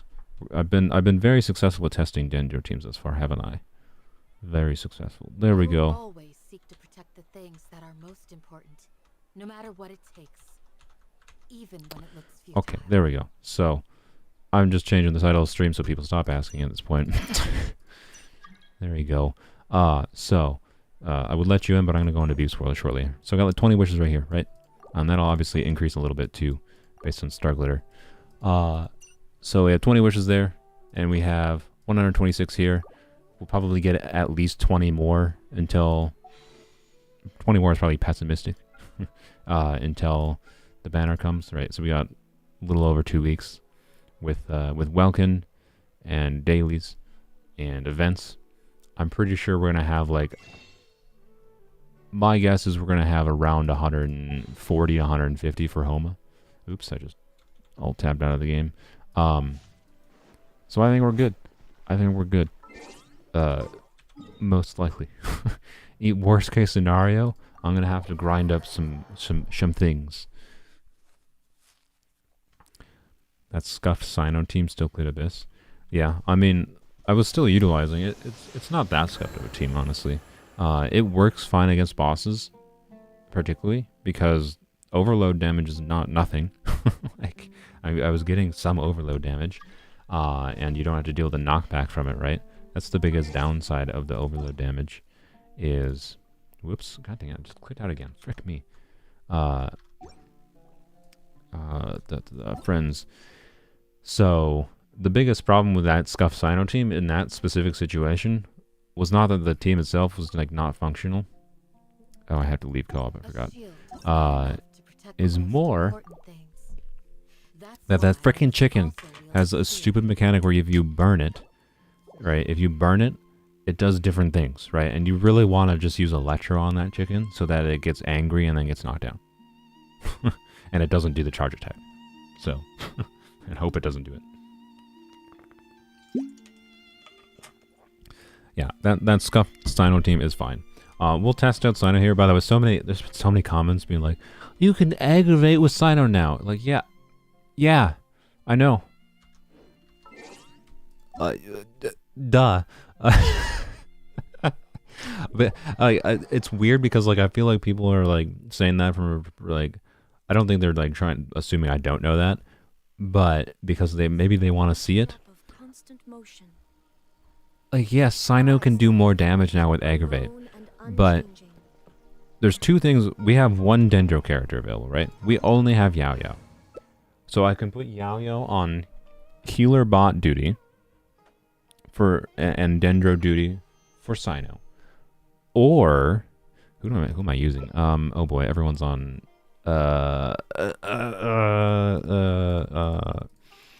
let's go, yeah. There we go. Perfect. Yaoyao is... what Yaoyao? So, Yaoyao enables doing entirely new teams all around the fun of Dendro reactions, right? So, my choice is do an entirely new team around the fun of Dendro reactions, or make Sino do slightly more damage through part of his burst. Part. Because that's how Sino's bursts do. It lasts frickin' 20 seconds. At best, I'm going to have maybe 14 seconds of uptime on Quicken if I like. And I have actually tried already Aggravate Sino, has some rotational problems too, because of the fact that if I'm using Yunjin and Yaoyao, Yunjin has the same problem, right? Where I want as much as Yunjin's buff up as long as possible on Sino's burst. So it's like, which buff do I want longer? Do I want Aggravate's longer, or do I want Yunjin's buff longer? The answer is, of course, Yaoyao's buff, right? So, anywho, I digress at this point. I'll briefly show Sino with Yaoyao here. It'll work fine. Yaoyao will give Sino more damage, but compared to just like being able to have off damage from Zhongling, so the team would be Sino, the ideal team would be Sino, Zhongling, or sorry, not Zhongling, Sino, Yaoyao, instead of Zhongling, Yunjin, and then Zhongli. The other problem is I'm using Pyro anyways with Sino most of the time, because Sino is the character that works the best, by far, with, what's his bucket? With Toma, right? Because Toma's shields want you to do normal attacks. That's what Sino do. Zhongli is generally more valuable to have on someone who doesn't, like Zhao. That, you know, Zhao is not making a lot of normal attacks. Toma does not work as well as Zhao, right? So if I'm doing a Sino side and a Zhao side in Abyss, I want Zhongli on the Zhao side. So I digress. Point is, we have to operate under the assumption of there's two teams. So Sino Aggravate, it'll be fine. It'll be a perfectly functional team. It's just, whenever we're doing that, until we get another Polearm Dendro character, the choice is do that, Sino Aggravate, or have an entirely new team that is very strong, like Hyperblue. Which should I choose? I think 99% of the time I'm going to choose the entirely different team that is very strong, centralized around it.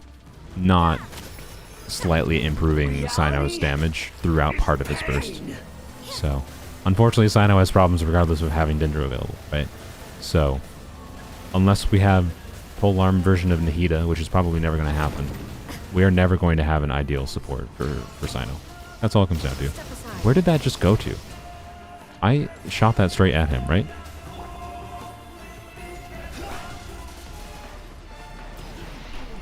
So, anywho, it's just funny seeing all the people comment. Like, you can aggravate with Sino. Uh-huh. Bye, Ghost. Thanks for joining. Oh, I didn't. Oh, okay, I forgot about this part. Alright, well. I don't have burst up, unfortunately. I should have thought about that. Well, one of us is gonna die. I should have replaced the killer. Whoops. Oh, I can hit that. Oh, nice. Okay. Maybe we won't die. We probably still will die.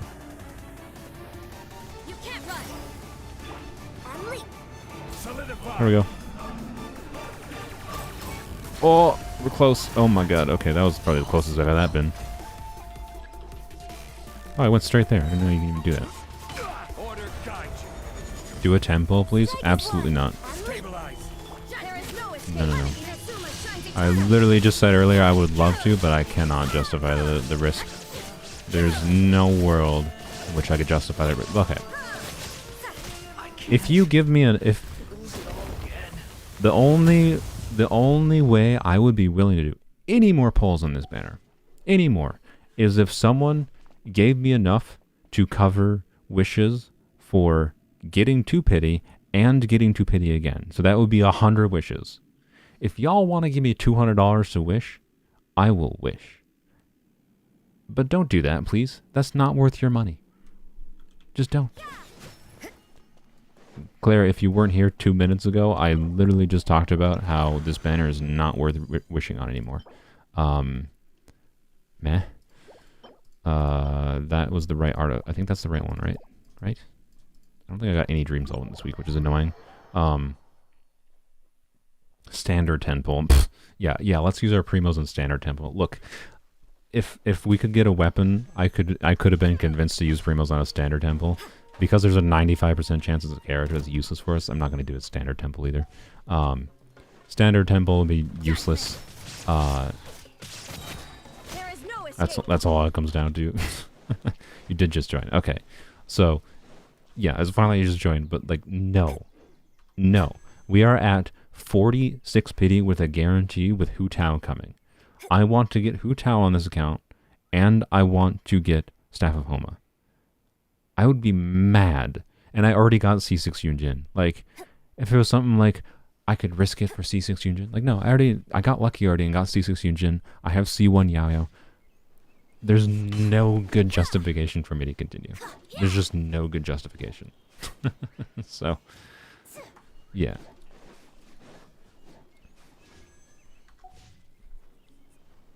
Anywho, let's do, what are we gonna do? Let's go fight, I don't know. Oh wait, we're in Beep's world. Let's exit Beep's world. Thank you, Beep. Let's go fight, just to get the battle pass reward, let's go fight Dvalin or something. So, anywho, be patient. I know those of you that only watch Genshin content for wishing content, which is apparently like 80% of Genshin Impact viewers. We'll have Hu Tao summon soon. Okay? Okay. Just calm yourself. Which characters we're looking for? We're looking for polearm characters. This is Polearms Only. We're looking for any polearm characters. So, we have a guaranteed. We are not going to use it. Like it would be just silly to wish anymore and lose our guarantee on Zhao, right? I think I did this at level 90. Oh well, it's fine. We're doing Hyper Bloom. We'll one cycle it, right? Come on, dude.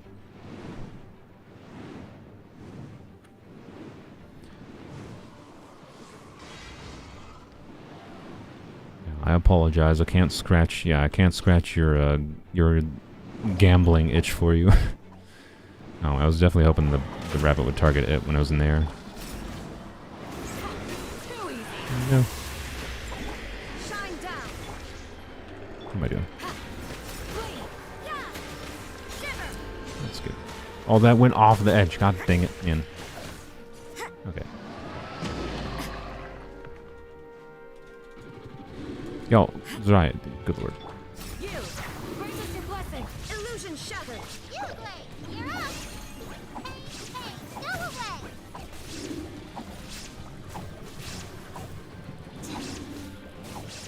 Honestly, I kind of want to claim these rewards too. Now I think about it, because so the question is, do I use... I do have 10 resin. Do I use a condensed resin? Use 30 of this condensed, and I have 30 remaining. It'll give me 40. You know, screw it. I'm not gonna wait for you guys. I'm doing it. The reason I'm doing this is because I do want to crown Zhongling sooner rather than later, and that was the wrong drops for it. Thanks, game. Appreciate it. We got a bow billet. Also, thanks. Really needed that. All right. Same logic with Dvalin here. I wanted to not have to use. Dream solvents, so I said screw it. I wanted it. If Dvalin there had given us 2 of what did they, the claws, yeah, 2 of these, I would have been good. But at this point, yeah, like, thanks Dvalin for giving me 500 of these drops. All right, well, okay, yeah. At this point, I'll probably use dream solvents for that. Yeah, I need to. I don't remember which ones I need for Hu Tao here. But either way, I know I need 1,000,000 child drops. So child is the main boss I'm going to be farming for about 500 years. So, yay.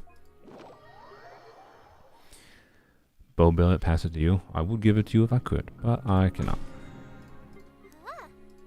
Alright, there we go. Here we go. There's some wishing content then for you, though. We can give you 1 standard wish to make all you people's dreams come true. Okay, here you go, you addicts.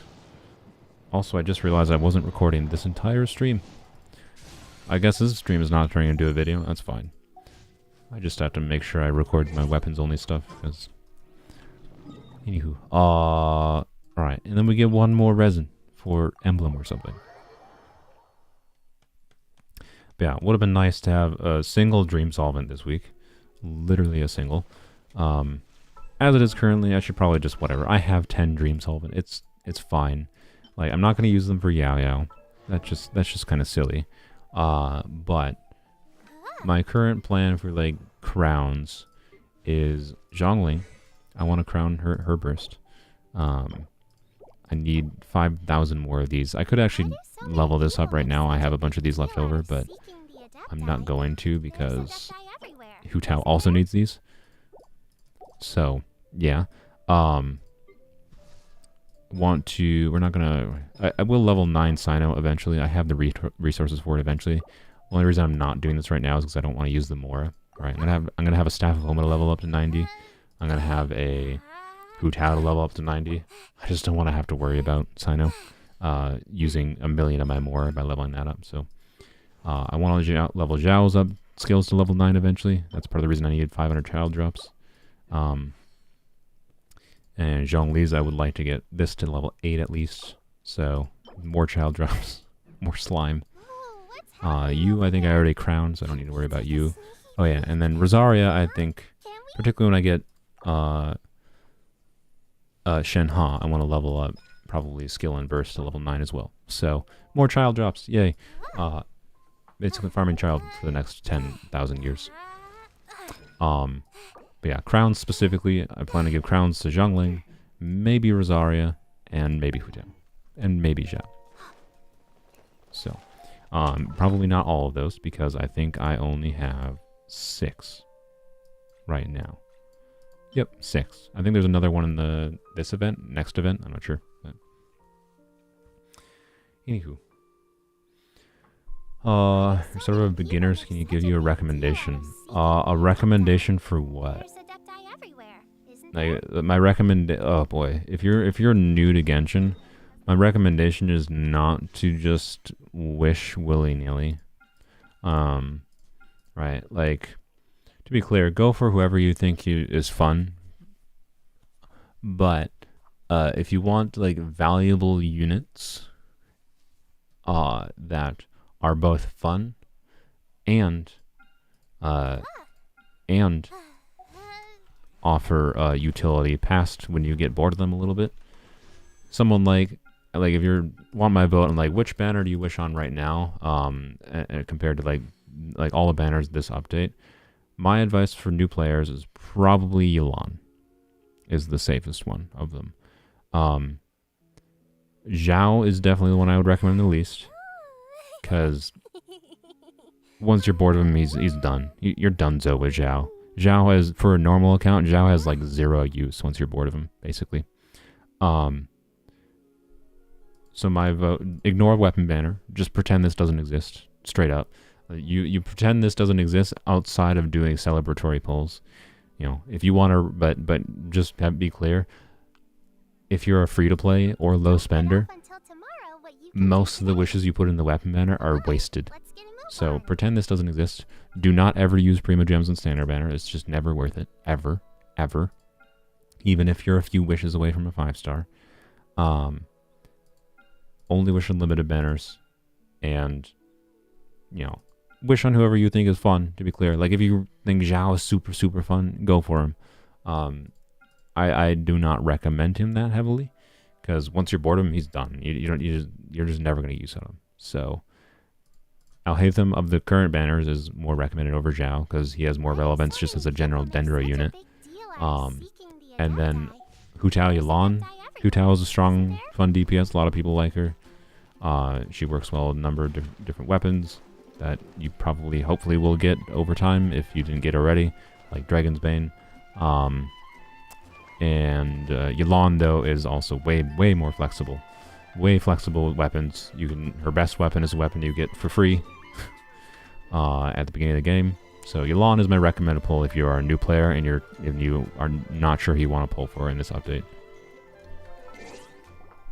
So yeah, I don't know. This game is it's hard to make specific recommendations. This game is a ridiculously there's a ridiculous amount of information you learn about this game.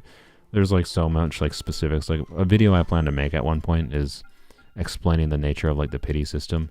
I guess if you're new, also one other thing to keep in mind: soft pity starts at 74, and soft pity is where you're guaranteed. where you're very much more likely. So the detail screen here says you need 80 wishes, or sorry, 90 wishes to guarantee getting a 5-star. You will basically never have to go to 90. On a statistical level, what you can expect for like average over time, for early 5 stars and pity 5 stars, soft pity starts at 74. The vast majority of your 5 stars are probably going to be at the 74th to 74th to 81st wish. Almost every single one will show up in those, but you do get earlies every now and then, and the statistical chance for earlies you can see is like 0.6%. Ignore the 0.6%. What's actually important about that is before pity, before your pity, so like I was rolling on this banner, not for Zhao, but because I needed Yaoyao. So the risk I was taking was that I could get a Zhao I didn't want, and losing my pity. The chance of getting an early 5-star, the cumulative chance before you not taking the chance after you've already done some wishes, but the cumulative chance, assuming 0 pity, if you're wishing on a banner, of getting an early is about 1 in 3. So from the wish 0 to wish 73, there's approximately a 1 in 3 chance. Is the simplest way to think about it. So, yeah. How do I get lots of pulls? You get them over time. Dailies. Do your dailies every day. Do events. If you're not AR, so like this event right now is a big event. Every update has one. I'm just in tutorial mode on this game now because Mihoyo themselves is just ass shite. Mihoyo is so freaking bad at explaining the basics of this game to people. There's a big event and then a bunch of minor events every update that give a bunch of primo gems. And then there's also the exploration and quests. Like they just added this new area in the game. This area can probably give you quite a decent amount of wishes. Anytime they add a new area, there's a bunch of wishes you can get out of both quests and exploration. So it kind of depends on what you want to do the most. If you enjoy doing story quests and whatever, completing quests, you're kind of completionist in that form, then do the quests. There's all kinds of quests I haven't done in this account that give primo gems, right? Like all these character quests, this gives primo gems, right? That'll give you wishes. Any of them individually don't give you much, but they add up. They add up pretty quick as you do them. So then just take some time. Yeah, and don't try not to fall into temptation of spending money. In my opinion, the healthiest way to play this game is free to play. As someone who has spent far too much money in this game, that's my advice. Don't spend any money. And if you ever feel the temptation, or even if you're like, oh, this game is so good, they deserve a little bit of money from me, use the fact that I have spent more than you. I'll just say it. I've spent more than $2,000 because of the C6 Elan. I spent more than $2,000 in this fucking game, on this game, So you do not need to spend money on it. I spent enough for you, okay? Anywho. Every time it glitches too much, it logs you out. I'm guessing that's just mobile problems, is my guess. And unfortunately, I have no advice for that other than having a better phone for it. If it's not on phone, but yeah. Anywho, that's my new player recommendations, I think, off the top of my head. What are we doing? This is how my streams go. I'm sorry. This stream is supposed to be testing Dendro reactions, and we're an hour and a half in of my normally 3-ish hour streams, and I have never, I'm just never doing things focused. Beep has a luck. Is there one for me there, Beep?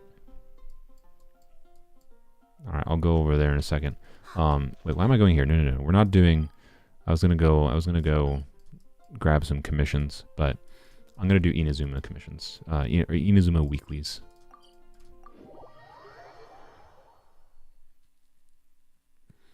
Also, you're a child. I kind of figured. But yeah, I don't know. This game there's a lot of complex things in this game, and Mihoyo, in my opinion, purposely makes a lot of this complex and obtuse to learn.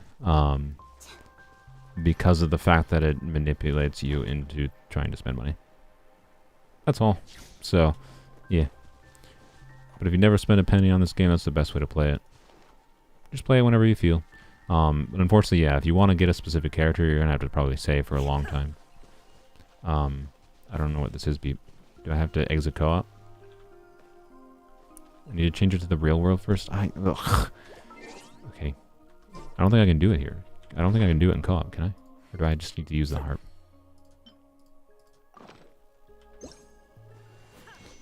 If I change this to the real world, can I'm pretty sure if I change it to the real world, whatever, I can't donate to the tree, right? I can't give sigils to the tree? I don't like that. Like, the problem is because I know what's going to happen here, Beep, is I'm not going to remember to switch this back, and I'm going to go to the tree, and I'm going to be pissed off that I can't change it, or that I can't donate sigils, and I'm going to have to go frickin' find one of these stupid things that I forgot existed to go change the tree back.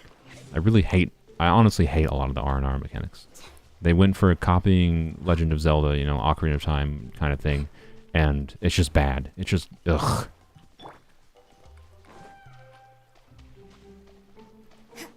Anyways.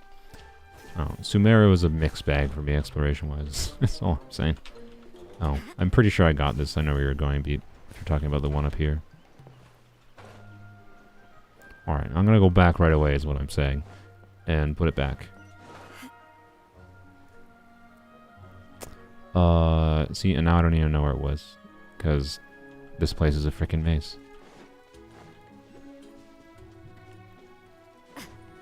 You can donate? It doesn't look pretty? Oh, okay. Well, that's fine then. I don't know why I thought you couldn't donate. Never mind. I take back my criticism. I still don't like the R&R request. It's... I don't know. My brother liked it.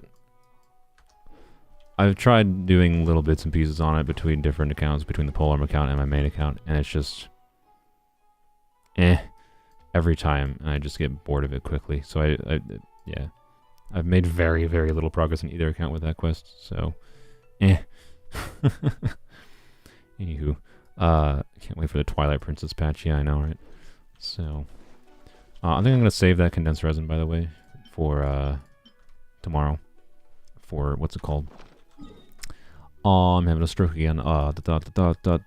Talent domains. The, things of diligence. Whatever Hu Tao Zhongling needs. This domain, but when it's not this material. Alright. Let's go here. Enkonomia, it's the night day stuff. What about Enkonomia? I like Enkonomia. Oh, is that what I was getting confused with? Yeah, I probably was getting confused with that, maybe. I don't know.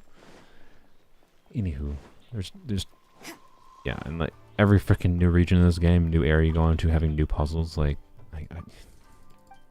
why when they just added this new, you know, Chasm Desert Edition to the game, why did Chasm Desert Edition need to have new puzzles that are just another stupid variation on, like, matching symbols puzzles, but even more obtuse than they were before? Oh, we just have giving materials. Alright, that's easy. I think I should be able to do all those. Alright, let's go deal with these quick. Bum-ba-dum. Yeah, Claire, back to, like, new game things. Just play through the story, assuming you enjoy the story. Play through the main story. You get a lot of Prima Gems and adventure experience that way. You'll get enough adventure experience that you'll have all the main prerequisite for any events going on, which is what you can get for the recurring Prima Gems over time, is, like, doing main story quests. So if you're brand new and you haven't even done the Liyue story, you're going to have to do the Liyue story, I believe, to unlock Lantern Right. Have I played Honkai? No, and I won't. I'm sorry. I'm not disinterested in it, it's just a gacha game and I don't trust it. That's all.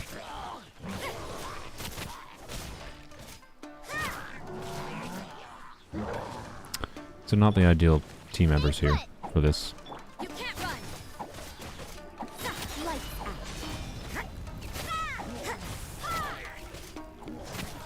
Judgment.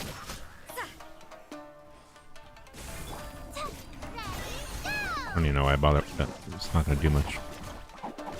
Look, 1,000 damage. You can't run. Yaoyao doesn't give us a way to figure out the puzzle. Rather, we either look at it, it guides or suffer. Yeah. Oh yeah, let me... this probably won't be a very long rant, but once I kill this dude, let me go and look at the... I remember looking at the... I actually... I usually ignore the tutorial for whatever garbage MiHoYo like says. One, I think on a game design level, generally speaking, the worst way to tell a player how to do something, interact with some game mechanic, is by giving them a wall of text. And MiHoYo does that crap all the time. But then even worse than that, MiHoYo is just total, like totally and like at describing anything in this game, literally anything. And I cannot believe that they don't do it on purpose. Like, they are either completely incompetent, which I don't believe, because they are very competent with other things, or they do it on purpose. And I can get the monetary reasoning why they do that for character descriptions. Like trying to understand Genshin character descriptions is just a nightmare and a half. I've played this game for a year, so I can understand them for the most part when they're just described on text. But like stuff like these puzzles, like this puzzle, where is it? Yeah, this crap. Like, the desert contains a mysterious matching sequence. So I first encountered this. The desert contains a mysterious matching sequence of ancient characters. You must find the corresponding location and use attacks to change the display characters to make two groups of the characters match, or make the two groups of characters the exact same. First of all, that basic description is something the player can absolutely intuit, because as far as I can tell, all that is saying is make the characters match. Okay. And then the area I found, and maybe this is one of the more complicated variations of the puzzles, but I think it was like underground, underneath where this one is, because I was actually trying to find this domain, and I couldn't actually find it. I somehow got in an underground area underneath this thing, which is also underground. Ugh. So, anyways, like, and there was a bunch of those freaking tablets, and I was whacking and trying to get them to match, and then, like, even though this freaking thing, right, the way this reads is like, make the characters the same. And then I go and whack two. And then they have different symbols, and then it glows like I did something successfully. So now I have read this description that told me to match characters, and then I whacked the things, and it made the characters different. The description says to match them. I made the characters different, and the game told me I did it correctly. So now I'm just left confused. Like, at the very least, if you didn't even throw this crap in my face at all, and I didn't read this, then if I just muddled through it myself and figured out how it worked myself, I wouldn't be confused by the description. But now my brain's just confused, because I'm like, okay, nothing makes sense. Right? Like, it is just stupid to one, just do a wall of text to describe something in the first place, especially when MiHoYo is so bad at actually explaining anything. Like, so, I still don't understand, my point is. I don't understand exactly how those puzzles work. I don't need to right now. It's not that important to me. I'll figure it out eventually. Worst case scenario, I'll look it up like someone mentioned in chat. You can look up the crap. It's just dumb. It's just, like, dumb. The fact that MiHoYo constantly feels the need to design new, different variations on usually something that's basically the same puzzle they did before, but now with a new flair and a new tutorial and something slightly different about them. It's just like, oh, why? It makes exploring, particularly when I have multiple accounts, just really tiring to have to do, right? Like, it was fine when I first started playing because I was kind of just like doing everything and I enjoyed it. But now I have multiple accounts and I played this game for a while. It's just tiring, and I just don't bother exploring that much anymore unless I'm in a particular mood to explore. Like, I will sometimes go on, basically the only time I explore in this game anymore. I don't know why I came over here, by the way. I came over here because of Beep. This, actually, it's probably quicker to get to Beep this way. I just like explore, like, if I'm talking with friends and they're playing some other game that I don't want to play, like Warhammer is their current game they're playing that I haven't been playing. I might just vibe in Genshin and explore around collecting random crap, right? But I can tell you, like, puzzles like those, I just straight up ignore them. Like, and I have no interest in doing them because they're just, like, not worth my time and trying to figure them out. When they can't describe how they work properly, and they're not usually made in a way that can be intuited easily. Like some of them are. To be clear, some of the overworld puzzles Mihoyo does quite well, and you can very easily intuit how they function just by messing around with them. But some of them they do like ass, and these puzzles seem to be another one example of those. Oh, there's some right here. Okay, you know what? Let's... Hello? What is that? What was that? What in the... Okay. See... You can't run. That was cool. I like that, Mihoyo. Do more weird things like that. I kind of wish it was an enemy I could kill, but that's fine. Also, it's not that scary. I feel like it should be faster. As far as like what the intended... I'm assuming this was intended to be like, aha, it's like some scary worm creature underground. It's like, it's going to trap you and murder you. But it moves up so slowly, it's not scary at all. So, A for idea, C for execution, Mihoyo. Alright, anyways, so I much more just prefer, you know, the explore around, you get chests from combat, you follow the Sealies, you know, you do the simple ones. My lowest priority for exploration is anything involving puzzles. Because they're just tedious half the time. It depends on the puzzle, though. Inazuma, in general, I really like the puzzles in Inazuma. I think they did a good job with those ones. Inazuma has other problems, to be clear, but... Yeah. I suppose it wasn't too much Where was trouble. those tablets that I just saw? There's a waypoint right there, by the way. I need to grab that.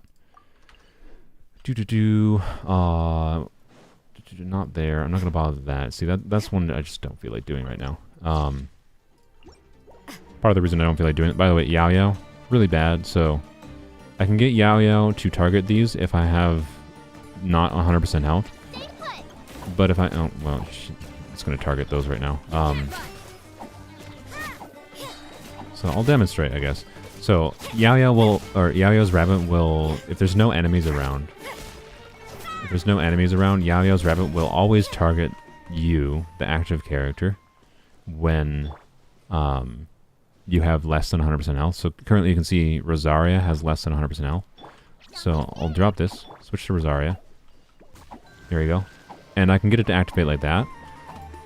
But if I'm at 100% health, and there's no enemies around, you know, it just spits the radishes randomly, and I cannot get that thing to activate pillars unless I just happen to get lucky and it shoots it. So, doing pillars is a pain in the arse with Yaoyao, but it's fine. I don't know where those puzzles were. I walked past them. Oh well. I don't care about the puzzles anyways. But yeah, as an example, like, I don't feel it. This is like for one chest, as far as I can tell. Oh my god. Okay, no. I'm gonna get this waypoint, and then we're gonna go to Beep. And we're doing what I frickin' titled the stream to be. I titled this stream, good lord, I titled this frickin' stream to be testing Dendro teams, and I have not even talked about Dendro teams other than Sino Aggravate. So, we're gonna freaking get on to testing Dendro teams, okay? I'm just gonna get this waypoint, go to Beep, go to where Beep is, and then, no offense, Beep, I'm gonna kick you out so you stop distracting me. Oh, there we go, like these. Alright, you know what? Screw it. There's a freaking precious chest here. How long does this take to figure out? So, like, it described, match the symbols based on a specific location. Okay, what the F do you mean by specific location? Because as far as I can tell, these frickin' rocks don't have a specific location, right? They're all organized symmetrically, right? If there was one that stood out, obviously, I'd be like, yeah, match it to that. In this one, if I had to intuit, I would guess that you match this and this together, and you match this and this together, and you match this and this together. That's what my puzzle intuition brain would say. But I also could be very wrong, and yeah, I don't know. I don't know what this Celia is trying to indicate right now. It's just glowing every time. I think the Celia might be glowing to indicate. Oh my god, can there stop being enemies 2 feet away from me that keep on going to combat with me? Good god. Again, co-op in this game is garbage, so it's going to take me 5 minutes to kill this.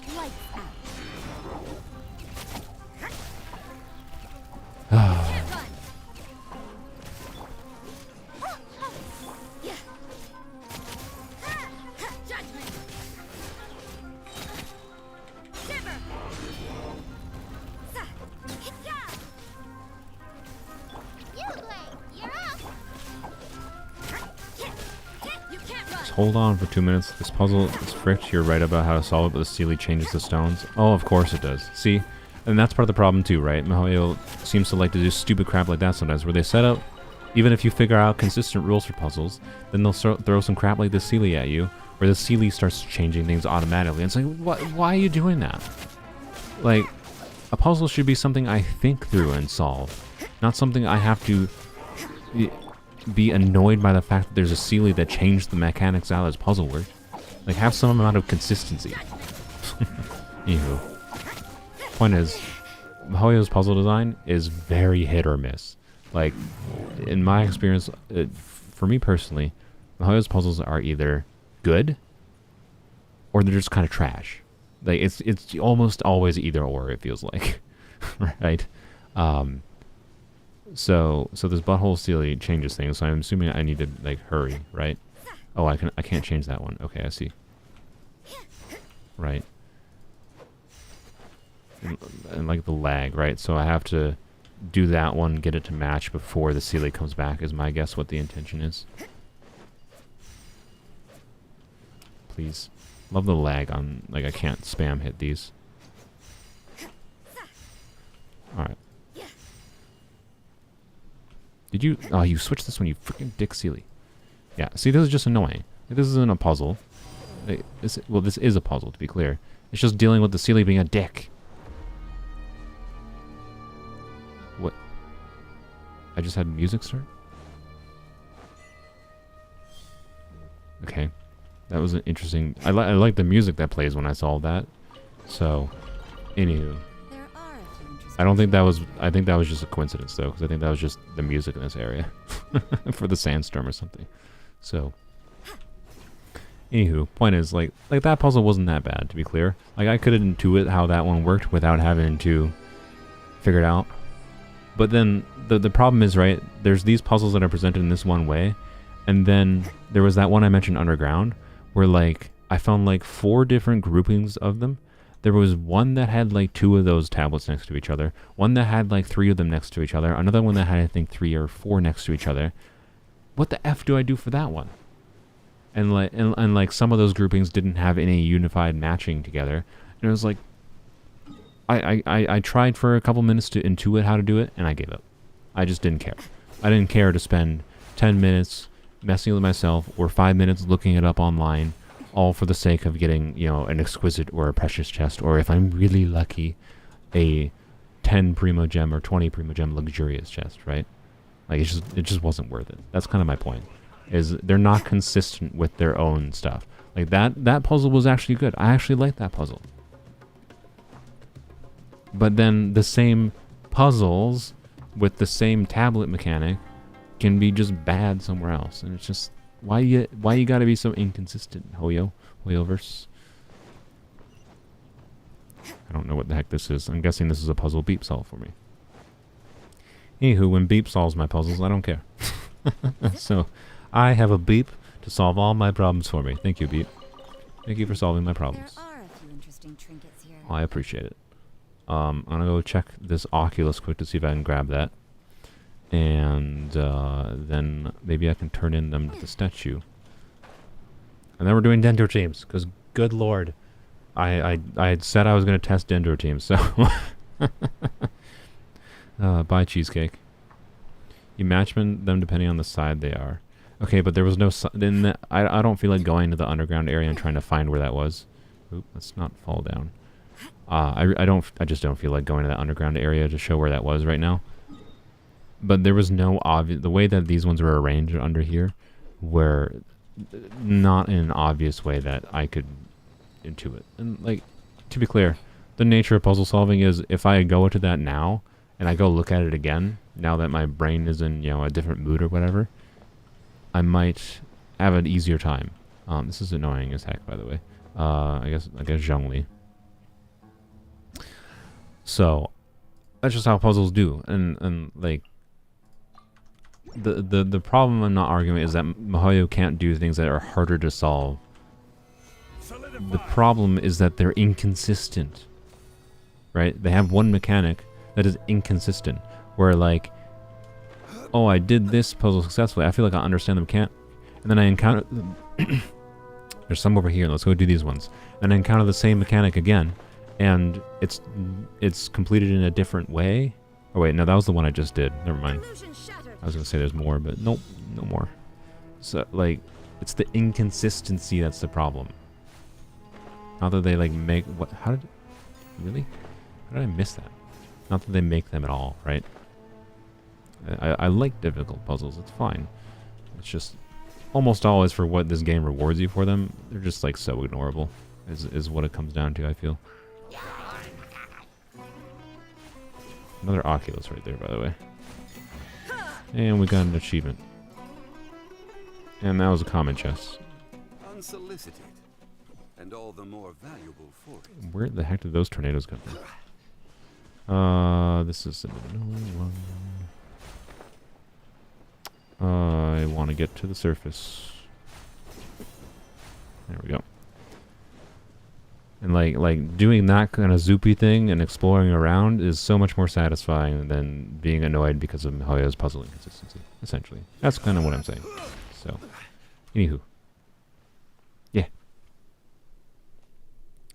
Wait until you find out you need to complete the Golden Slumber Quest to do some of the puzzles. That will most likely give you a common chest. Oh, I'm aware. I haven't done like anything with the Golden Slumber Quest on any of my accounts. But yeah, I am aware that there's a whole bunch of puzzles that require. Oops, didn't mean to click out of the game there. That require doing that. Osmanthus wine tastes the same as I remember. Bro, can you not do that for 1 second? So anyway, I just realized, by the way, I can do these domains now.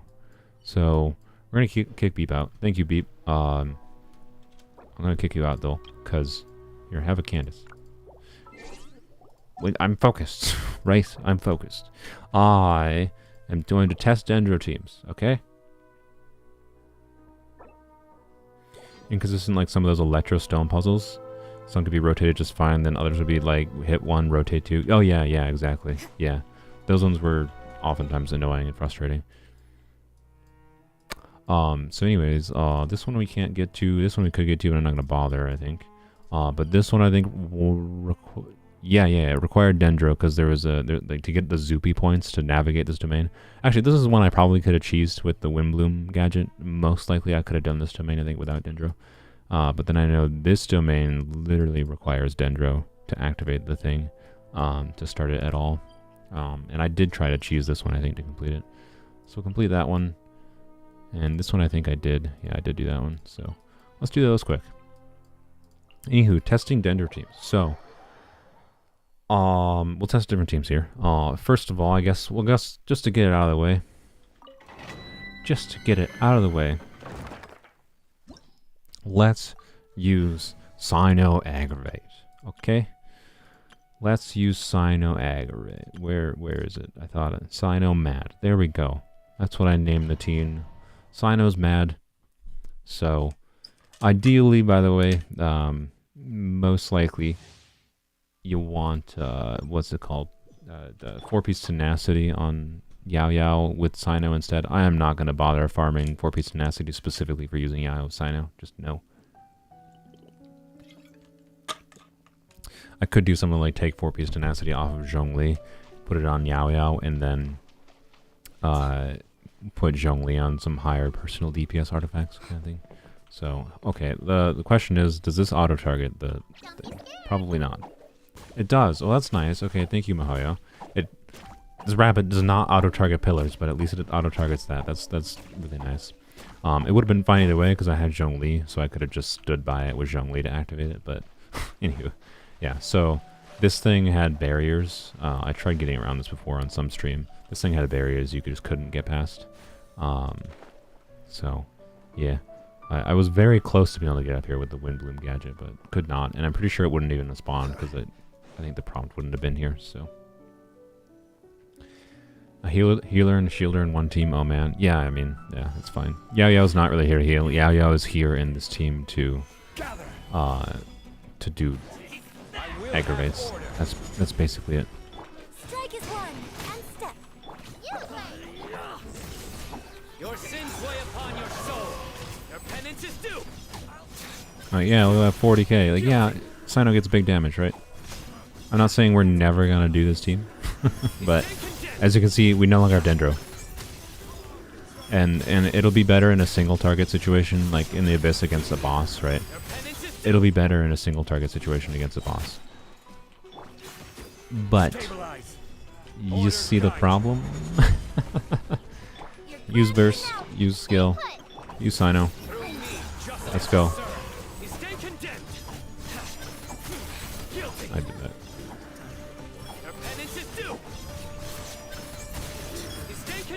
And now we have no Dendro again, right? Like, by the way, I'm not using Thunder Reaper properly. I'm not even trying. It's fine.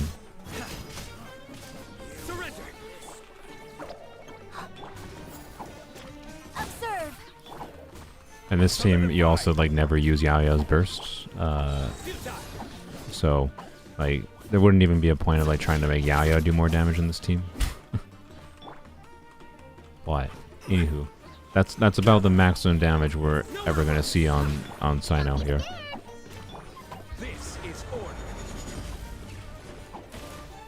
Oh, really?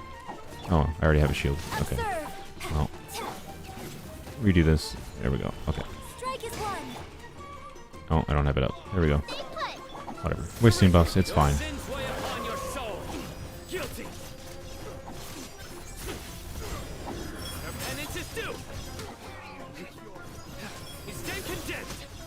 Yeah.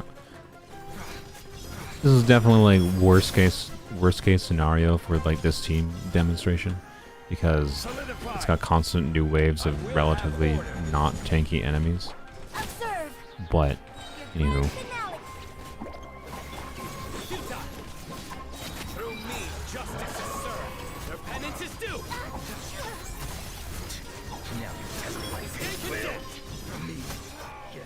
yeah, I would love to always, to be clear, I would love to always play Sino with Dendro, but you gotta remember, we're operating on the assumption of the Abyss where I do 2 teams. And Sino's garbage for Overworld anyways, because he's a burst DPS, so like crap like this happens, where like you kill the squishy enemies way too quickly as soon as you use their burst, and then you just can't do crap with Sino.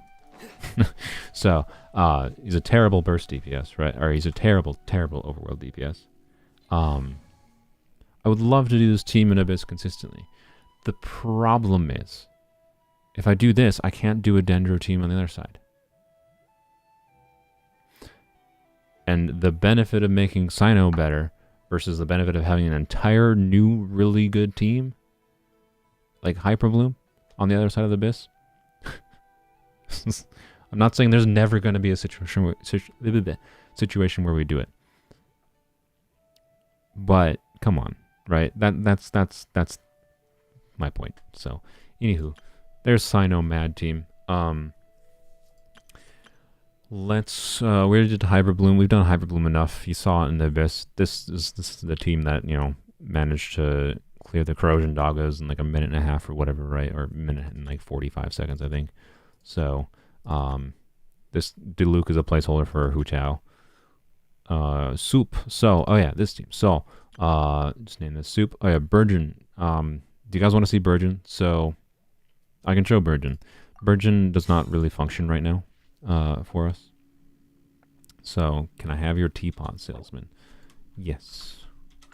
Burgeon. So the two main other teams I want to test here is Burgeon and this Soup team, which this Toma here is probably going to be replaced with Zhongling. I think I originally had Zhongling there. I don't actually know why Toma was there. Toma would work fine. The general idea with this team, I'll explain in a bit. But you can go on my teapot beep. And then I thought there was... Oh yeah, and this team... So this team I talked about earlier, I can't really do it right now. I could technically do it. I could go and put 4P's emblem on Yaoyao, I guess, if you guys want to see it. But so the only other teams I have to test right now, I think, other than the ones that I've technically already shown on the stream. So there was Sino Aggravate. I've done plenty of Hybrid Bloom with Rosaria. And I could talk more on the technicalities of trying to maximize. And I'm going to keep on playing this team, particularly in the overworld. I want to try to optimize rotations a bit. But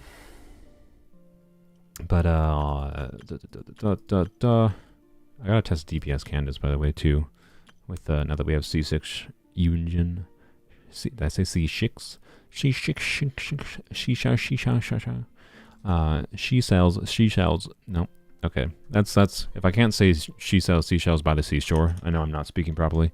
Seashells. She sells seashells by the seashore. Here we go. So yeah, what do you guys want to see? Do you want to see a reaction soup team? I'll explain the soup team when I do it, but you want to see reaction soup or do you want to see Burgeon? Burgeon would be faster, which I have named appropriately burgering, and yeah, we'll do that's the main two teams. The last team here, Hyper Yaoyao. So Hyper Yaoyao, it's still a Hyper Bloom team. I talked about this before.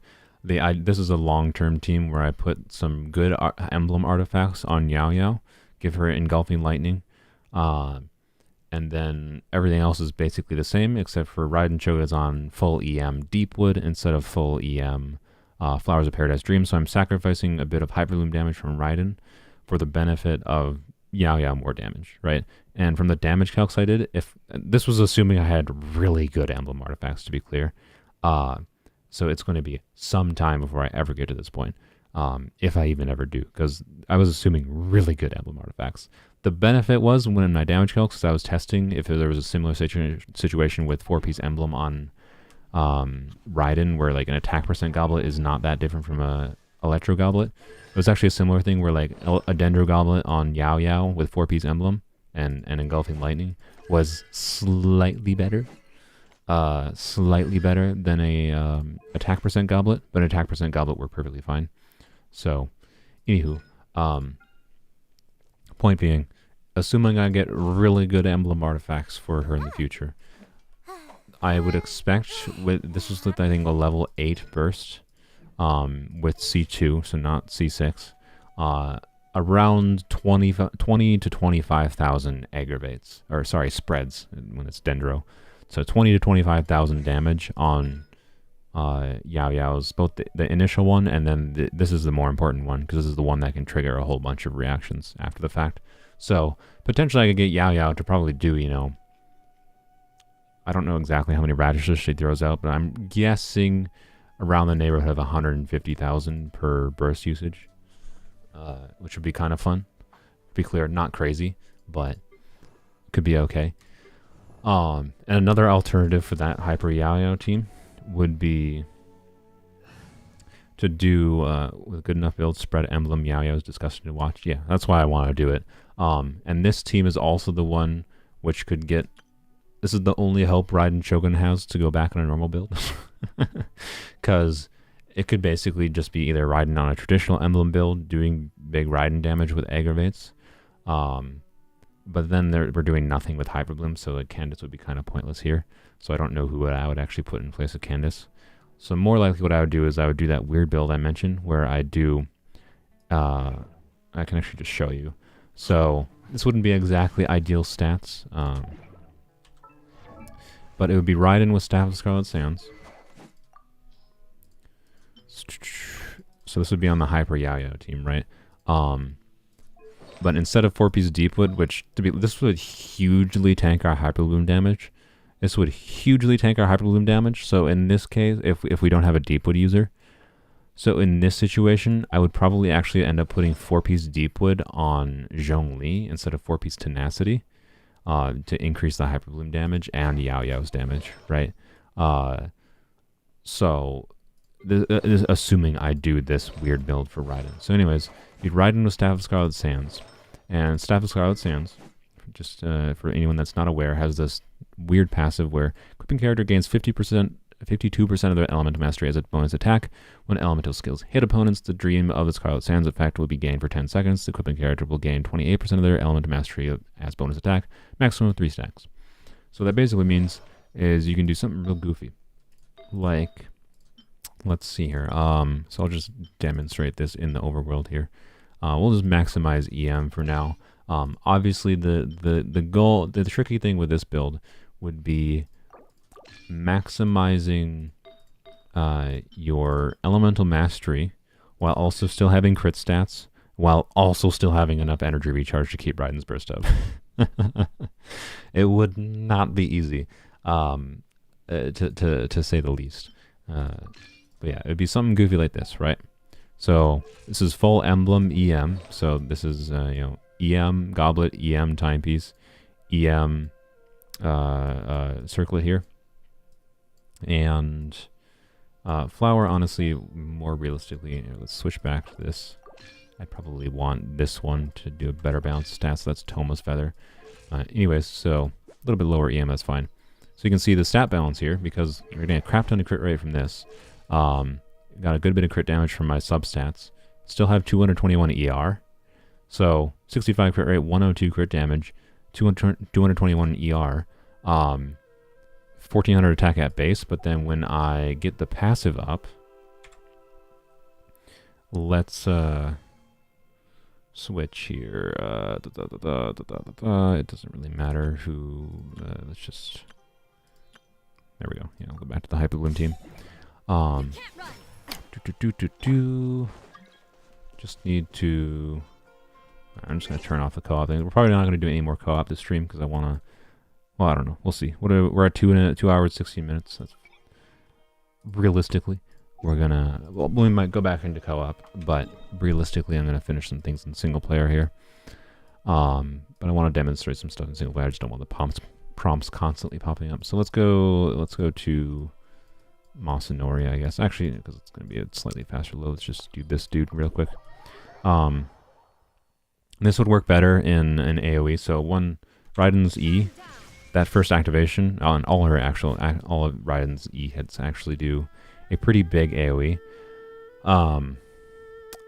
We'll get potentially to max stacks right away, because this stacks when elemental skills hit opponents. So if it hit 3 opponents at the same time with Raiden's skill, it immediately gets to max stacks, right? So Raiden in particular is a better user for Staff of Scarlet Sands with this goofy EM build than something like Zhongling.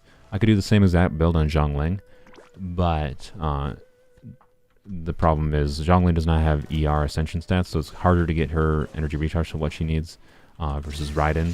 Like, I'd probably still want a little bit more ER than this on Raiden, but I wouldn't need a lot more. So, anywho, there we go. You can see I already have max stats. I didn't even really try to. I already have max buffs. You can see by the little 3 indicator rings around Raiden here. So now she has 2200 attack. And that means, and with 600 EM still. So, the general idea here, right, is Raiden on this build, Yaoyao on a emblem build of her own, which would be a more traditional DPS-oriented emblem build, funnily enough, with Engulfing Lightning. Candace would be on Candace artifacts, and then Zhongli would be on Deepwood. So basically, Yaoya's artifacts would mostly just go to Zhongli, and you still get a decent amount of Hyper Bloom damage. Like, Hyper Bloom damage, I think, is going to go down quite substantially, because Raiden only has like 600 EM, right? Versus the Raiden before was on 4-piece flowers and was doing like up to 33k. I expect I'll get like 25k at most on this. We can actually, we don't have Deepwood going, or no, we will have Deepwood going, right? Yeah, duh, because Yaoyao's on this. So, let's see. Let's see what Raiden, once we get max stacks, so just to demonstrate, once we get max stacks, actually this guy might be a bad enemy to test against, but, alright, so we have max stacks.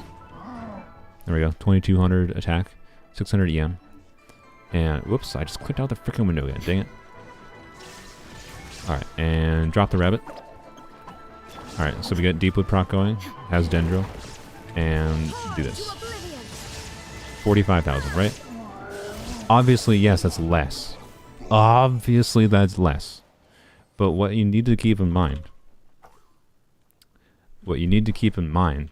is that while that is less, that is while, look at that, we got our burst back up immediately. I actually didn't, why in the world did we get our burst back that quick? I actually didn't expect to immediately get the burst back, right? But anywho, we got our burst back because we have enough ER.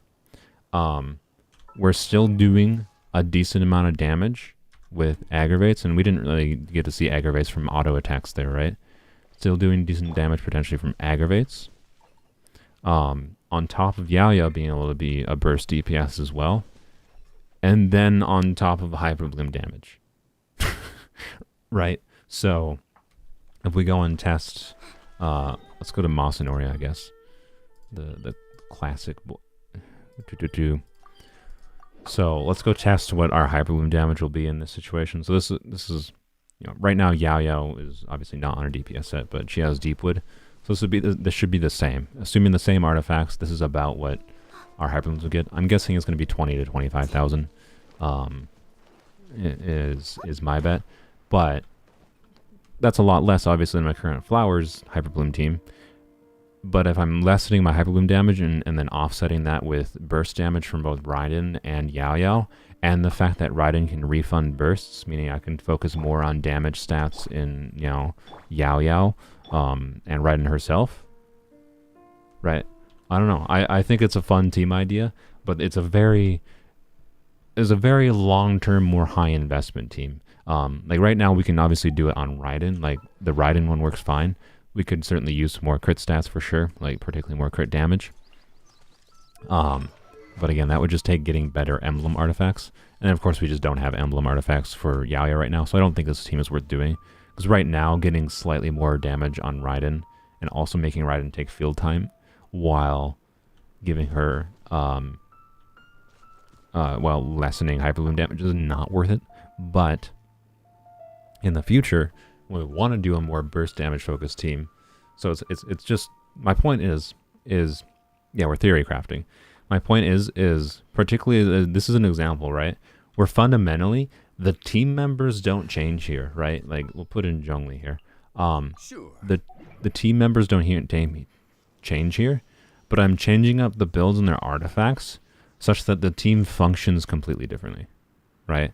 So instead of it being just Hyper Bloom focused, generate as much Hydro and Dendro as possible, and make as much Bloom Cores as possible, instead we're just taking Hyper Bloom as incidental additional damage, which is definitely going to be meaningful, but then focusing on burst DPSing, aggravating on, doing spread on Yaoyao's burst damage, and then, of course, aggravates on Raiden's burst damage, right?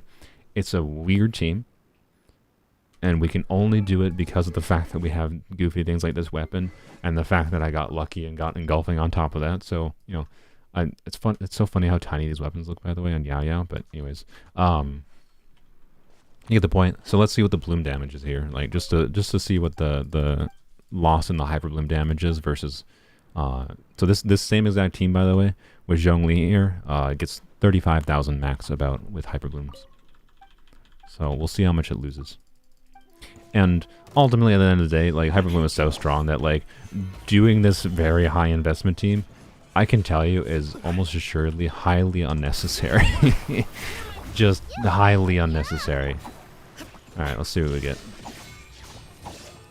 I missed it. I didn't see what the number was.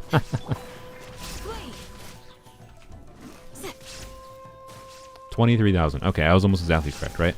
So, that's the idea, right? But then we can do this still, right? And still get 50,000 damage. And there was a 15,000 aggravate on her. Yeah. Like this is a full EM emblem build Raiden. She can refund bursts for, yeah, I don't know. It seems really fun. It seems really fun. Honestly, it might even be worth doing now, genuinely. Zhongli is better than Rosaria. Yeah. For this burst focus team, yes, absolutely. In this burst focus team, Zhongli is better than Rosaria.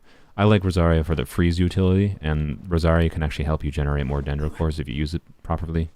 Blah blah blah blah. Gauge theory. But you get the point. This is probably the team I will lean into doing in the future, more. Because it's just interesting, is all it comes down to.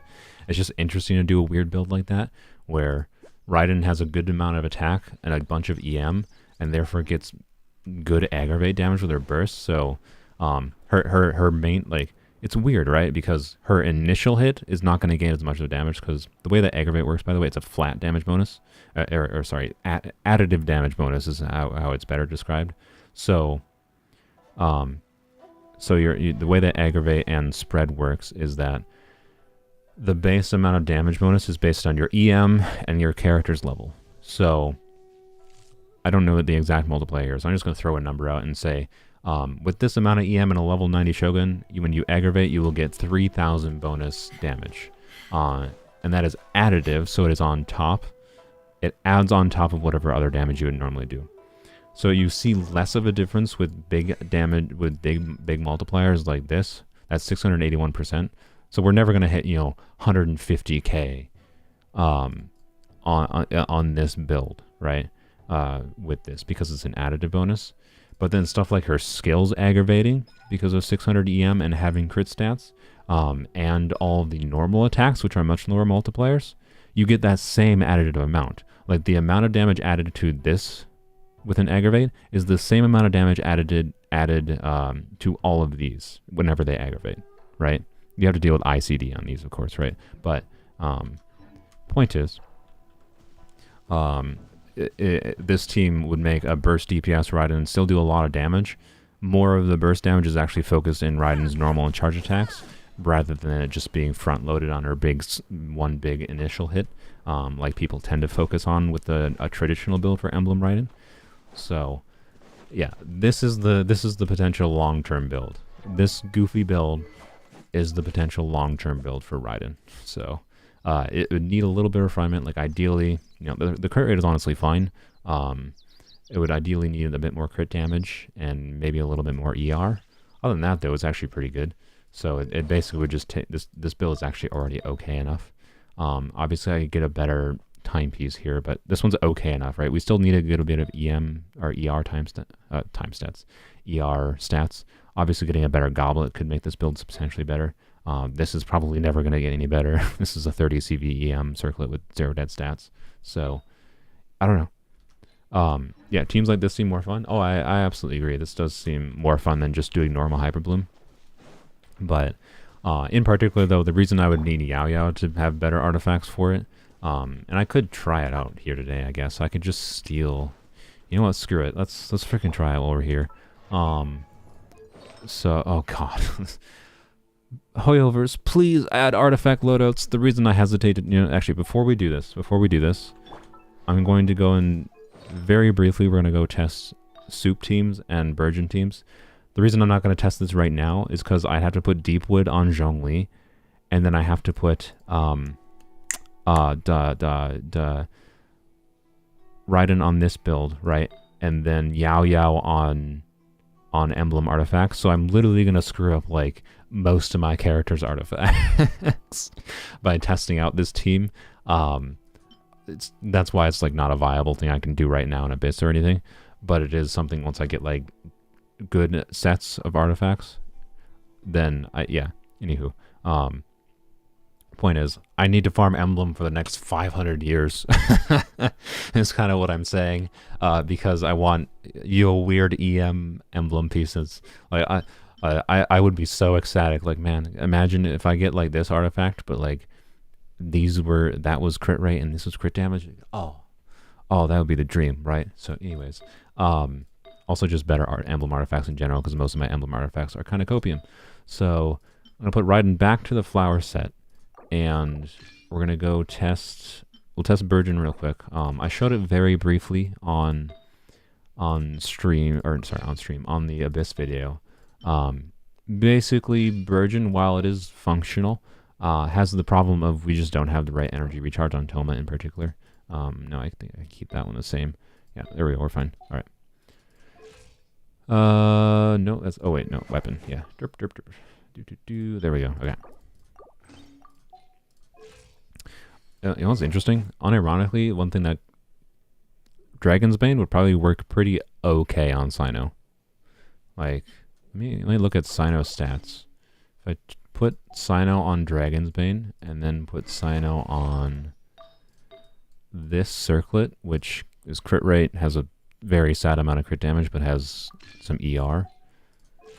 The reason that the idea behind this would be because if I'm doing overload Cyno like I was doing in the Abyss, by the way, I should have this passive up at least for part of his buff. It gives 200 EM, it's okay. It gives more ER too. Like, I don't know. That could actually be a weirdly functional build. Anywho, let's switch back. So, okay. Oops, no. That's not, this one. Alright, there we go.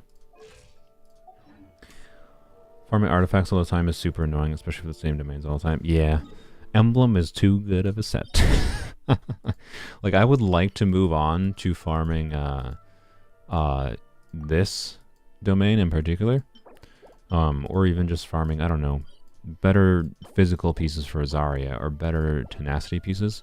But right now, the creative things I want to do with teams and the characters I want to improve the most, Emblem is just the most resin efficient by far, and then I can throw the garbage into like Viridescent or something, or Heart of Depth, right? So it just makes more sense to do Emblem, unfortunately. In the long term, I do want just a good set of the traditional DPS set for Candace, but realistically, it's more fun to do artifacts around teams you can do rather than around specific characters. That's the general idea. So I legitimately might be spending the next 6 months in Emblem on this account. So yay. But anywho, yeah, the crit rate isn't that bad on that. For not having a crit weapon on that Sino, that Sino would probably work okay. I don't know if it would be clearing Abyss consistently, but the overload damage would be not insignificant there. Like, we're probably talking like 8,000 damage per overload. Like, he's constantly hitting overloads with Zhongling and whatnot. So, I don't know. Anywho, because we're talking about artifacts, I just remembered. Let's do this. Throw the garbage away. Yeah, I'm throwing this away. I'm sorry to those that think I should keep this. I just don't think I'm ever going to use it. So, going to Viridescent because honestly, alright, I'm split between Noblesse and Viridescent. So, Noblesse, I just want better Noblesse pieces in general for like Rosaria on Noblesse. But also for Noblesse is probably what what's your bucket? Shenhe's going to use. I need an attack percent time piece of Noblesse. I just don't have any right now for Rosaria for Shenhe. And I also need a attack percent circlet or a goblet for Shenhe as well. So, you know what? Let's get Noblesse over with. Wait. Did MiHoYo implement a quality of life change that no one realized yet? The reason I'm doing 4 VV on Zhao is because most of the time, if I'm using Zhao, I probably would have like Zhongling or Rosaria, someone that's doing off-field damage. So like, let's say the team of Zhao, Rosaria, Zhongling, Zhongli, Rosaria and Zhongling are doing reactions together. Most likely Rosaria is the one melting. She has lower application. Although I'm not 100% sure. Anyways, doesn't matter. Point is though, it would be an overall higher buff of the team's damage if I use 4-piece Viridescent for the overpowered, Viridescent shred versus doing a 4-piece on his signature set Vermilion. So I want 4-piece Viridescent eventually, but it's also like not as much of a priority, I think. I think it's smarter to just get Noblesse out of the way. Like, I have okay Noblesse artifacts. So what I want to do here is I just want to get a couple more. And mostly just Shenhe pieces. Which should be not these ones, that's for sure. I mean, that one could be okay. We'll take that one. But I can tell you, I think flowers are what I need the least of right now for Noblesse. But I'll take it. Like, for again, operating this is a very, very good Shenhe piece. I'm gonna keep that for Shenhe. Like, this would ideally have ER or something, right? But this is a good Candace Noblesse piece. This is a good Shenhe piece already. Has a bunch of attack percent ER. I probably need more ER. Realistically, I might have to end up going an ER timepiece on Shenhe. If I don't get good enough ER substats on their pieces, but then I don't have anything for a circlet for Shenhe right now. So, anywho, I could use this. This might be okay. It does have attack percent and energy recharge. So, like, I have usable artifacts for Shenhe right now, is my point. But nothing that crazy. But yeah, the flowers, I mean, yeah. Like, that was an okay flower. Like, I'll take it. It has crit damage. It might roll crit rate. It might be better for Rosaria or something. I don't know. So yeah, Viridescent and Vir Never Zhao, something that's going to take far longer, I think, than getting the Noblesse pieces. Like, I just need some okay Noblesse pieces. It's not that important. The most important thing for Shenhe is just meeting her energy recharge thresholds. It's not easy to do necessarily, but anyways. So we'll worry about that later. So what we're doing now, though, is we're going to test real quick Burgeon. So Burgeon, it's fundamentally the same as like the Hyperbloom. Only difference is we're doing Pyro on the cores instead of Electro. The problem is Toma. So Toma, the way he gets his periodic application is through his burst. And bursts cost energy. So the problem with doing a 4-piece, a Burgeon build on Toma is that you need energy recharge. And my Toma is C0. So I do not have the duration cooldown reduction. So this cooldown decrease. So this is just actually a cooldown decreasing. So this keeps more uptime on being able to do more Burgeons. And this is the same thing. Duration is increased by 3 seconds. So C2 in particular is quite nice for a Burgeon Toma. C4 is also very, very nice for a Burgeon Toma because it reduces energy functionally from 80 to 65 energy cost. I'm pretty sure if I had C4 Toma, my Burgeon build would be fine. It probably would be fine. But anyways, so basically all we do here is we keep Toma on an energy recharge weapon. So, you know, we could try to fix this, I guess, by honestly, I guess, you know what, we'll give Burgeon Toma so what I used originally, I think I used a Fav Lance in the video today. I'm gonna give Toma the Engulfing Lightning here to give him as much ER as possible, and then we put him on full flowers. The same set that Raiden is using. Only difference is I'm going to put this artifact on him instead of this one. So we're sacrificing like 40 EM here for the sake of extra ER. And then off-piece circlet, we want, again, as much ER as possible. So we're doing this circlet. All right. So before I tested with Fav Lance, so Fav Lance has less ER, obviously, and doesn't give ER on burst. So this actually might be the main way we can make Toma functional in this team right now, because that's 200 ER. Before he was at like 170 ER, and he also is getting more ER in his burst. So this actually might be what I would have to do, about 700 EM. So the Burgeon reaction, the main point of it is it's better in AoE because it has like a big 5-meter explosion radius, right? So this is not Masanori is not the ideal character to show this off against, but we're gonna do it because it's fine. Candace is on that weapon, it's fine. I just want to demonstrate the Burgeon damage. So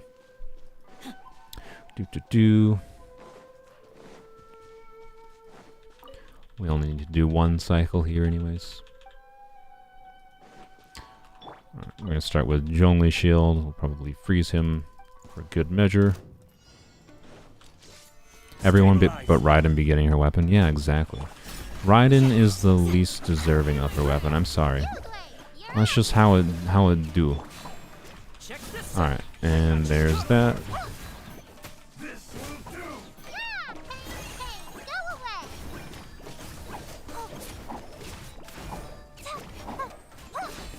Oh, I ran out of Hydro. That's why. Okay, so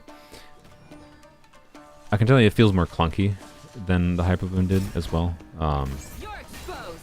And I think it's just part of the problem of having it be so burst reliant. I should have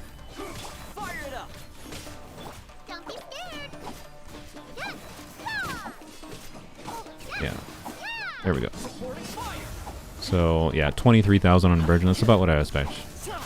Like it's okay, to be clear. I'm not playing it properly right now either. The damage numbers aren't going to be high as Hyperbloom ever because we need to focus on the ER substats rather than doing full EM like we can on Raiden. The bigger problem is just the ER and not having the burst up and it not lasting long enough. So C2 I think might be quite important to properly try this. Oh, I don't have Hydro going. Whoops. Yeah. Anywho. I'm playing it badly. But assuming I was playing it better, and assuming I had, you know, uptime, more full uptime on Toma, the team works better in AoE situations, the general idea of that one. It's not fundamentally that different from any other normal Virgin team. It's honestly pretty functional. It just has the same problems of, you know, Yaoyao needs to be on field. It feels like it has more cooldown problems, right? Raiden is so much easier because I switch to Raiden, do Raiden's E, and then I'm good for like 30 seconds. I don't have to really go back to Raiden, right? And I can just focus on the complicated part, because the mess is, right, the mess of trying to manage any kind of Bloom team, whether it be Virgin or Hyper Bloom, is getting enough Hydra application, and I have to basically be managing switching between, you know, doing Yaoyao's thing, making sure I use her burst to try to keep as much like uptime on Dendro application as possible, while also keeping uptime on Hydra application. Having to switch to Toma more often than Raiden is annoying, right? So I think it's always going to be clunkier to play, even if I get used to it and play it better. So I don't think it's going to be my go-to, is kind of what I'm saying. Can I claim my achievements? Sure. Sure, I'll claim my achievements for you. Alright, so the last one I do want to try. And this one's Reaction Soup Team. Reason it's a soup team is because it's just got random BS everywhere. I can tell you, so this would be Zhongling. My plan was Raiden is going back, let's put Raiden back to the flowers artifacts here. Actually, first we gotta fix. There we go. I think, shoot, what was that? I think I was on this. Yeah, there we go. Yeah, that should be correct. And that one. And I think this one. And weapons, we'll switch back to the Star Glitter. Alright, there we go. Put Toma back to shield build, that's fine. Alright, there we go, it's fixed. So Raiden would still be on flowers in this team. So this is the same Hyperbloom core. The difference is we have Zhongling here. And the idea with this one was fundamentally the same as it was the same fundamental idea, using Sino's weapon and doing EM on Emblem on Zhongling here. The problem is, I mentioned this earlier when I was talking about Raiden, you need more ER substats, realistically. Oops, what am I doing? Where is, oh, I got it, okay, actually. We'll do this. There we go. You need more EM substats, or sorry, ER substats on this kind of build for Zhongling, which is problematic. Right, like, so right now, same stats as Raiden had, except for she doesn't have Raiden's Ascension with ER. So she's only got 166 ER, which is not enough, realistically, right? It's just not. So this team is not going to work as it kind of needs to work properly. We'll go and fight this restore our burst on everyone quick. But yeah, it's basically still the Hyperbloom core, but then Zhongling's here to mess everything up. So the general idea with this team is, I don't care about what reaction is happening. I'm just doing random BS and it's reacting with things and doing damage. That's it. So, anywho, let's see how that goes. Alright, there's that. The biggest problem, by the way, with doing Staff of Scarlet Sands on Zhongling is way, way worse at getting the passive up to max, because I just have to wait for Guoba on field for quite a while to get the passive up to max. It still doesn't take that long, particularly if there's multiple enemies. Like, the ideal, again, is there's multiple enemies, Guoba hits 3 enemies at once, and I get the max stacks. So you can see Zhongling has 2200 attack, right? Decent crit. The biggest problem with this build is just a lack of ER. So, anyways, let's do this, and let's get another Fab proc. There we go. And we'll get Guoba up, and then we'll get going here. And we lost a stack on the staff. Oh well. Don't be scared. I'm the prize pit. It's the fire. Race you. All right, there we go. We got maximum stacks. All right, so I'm pausing because I want to keep the maximum stacks on the staff up. So general idea of this team, right, is just reaction BS go. I honestly don't think this team's going to work very well. The general idea, right, is have a good amount of EM on Zhongling, but she also has a good attack. That Zhongling is going to do vaporize reactions while also doing potential burgeon reactions, and also doing overload potentially with Raiden. So there's just freaking 800 reactions going on, and you have a good enough spread of EM on everyone, and you still have hyper blooms potentially going on. That there's hopefully good enough damage to kill things. So that's kind of the idea. So what is the rotation with this team? I don't know. Like I said, ideally it's just random bullshit go, right? And everything dies. That's the general idea.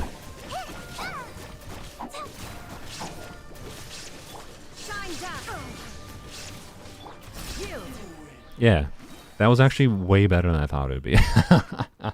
He died fast. Wow. Okay. I actually think that was faster than when I've tried Hyper Bloom against him. That worked better than I thought it would. Genuinely. Again, that doesn't fix the ER problem, right? Just because that worked really well that time doesn't mean that would necessarily work really well in Abyss against a much tankier situation. We can actually try this. Let's try this.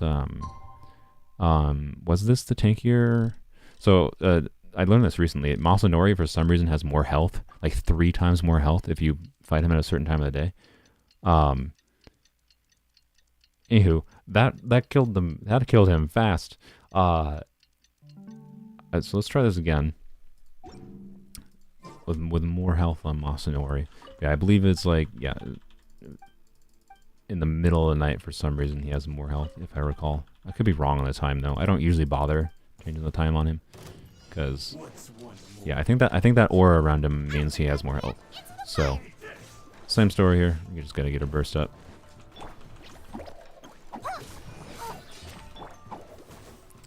Illusion shattered.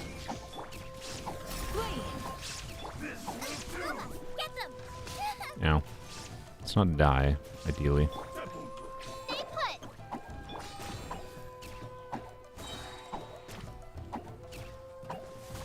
Okay, do we have max passive ups? Yes we do. Okay, so, let's go again. Oh, well, you're avoiding that.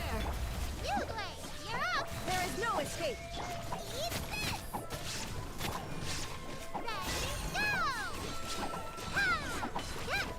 Somehow I did a plunge attack on Yaoyao? I don't understand how that happened. Are you ever gonna go in your next phase? What is happening? Good lord, he was stuck on like 0 health for a while. Alright.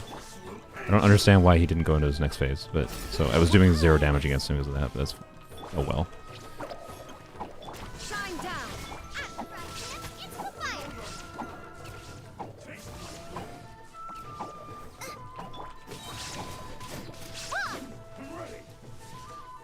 I'm just waiting to get up energy on Zhongling. So yeah, the energy is a problem on Zhongling, obviously. That's all there is to that at this point.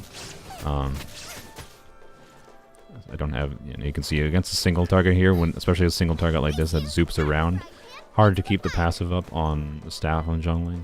So not ideal, but wow, after the setup though, this is doing a lot of damage. Illusion shattered. Ow.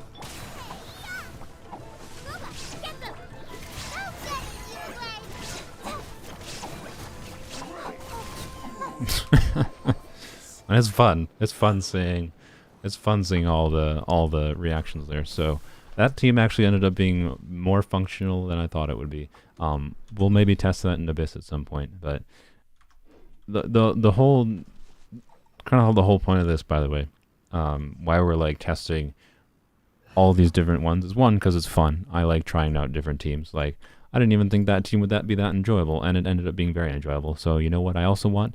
I want even more emblem artifacts to give to do this build on Zhongling, but she needs like probably 30% more energy recharge, I'm guessing, at least. So yay for that. Point is, right, if I have more flexibility for different like members to use in teams, that gives me more flexibility on the other side of Abyss to have members that are available for the other side, right? So, doing this team enables me to have Sino, Yunjin, Zhongli available, which is a decent team, right there. And then, I just have someone else in there as well. Not Yaoyao, of course, and not Zhongling. So honestly, I don't know what the fourth member in that team would be. Rosaria, I guess. Actually, that wouldn't be the worst, right? Sino, Rosaria, what's their bucket? I'm blanking. Yunjin, Zhongli. It would get good Sino damage. Then Rosaria would buff Sino's damage. Like, it would function, right? So it's probably a bad example, but point is, the more teams I have that are functional and that I enjoy playing too, on top of that, the better, because it means we have more options to try to deal with different situations, right? So this team might be better for an AoE heavy situation, obviously. I can tell you right now, based on how that went, I prefer this team over the Burgeon team that I just tried. Energy problems on both of them have energy problems on the Pyro character right now, and a hybrid Bloom team. I mean, you call it whatever you want, I guess. So, anywho, it worked fine.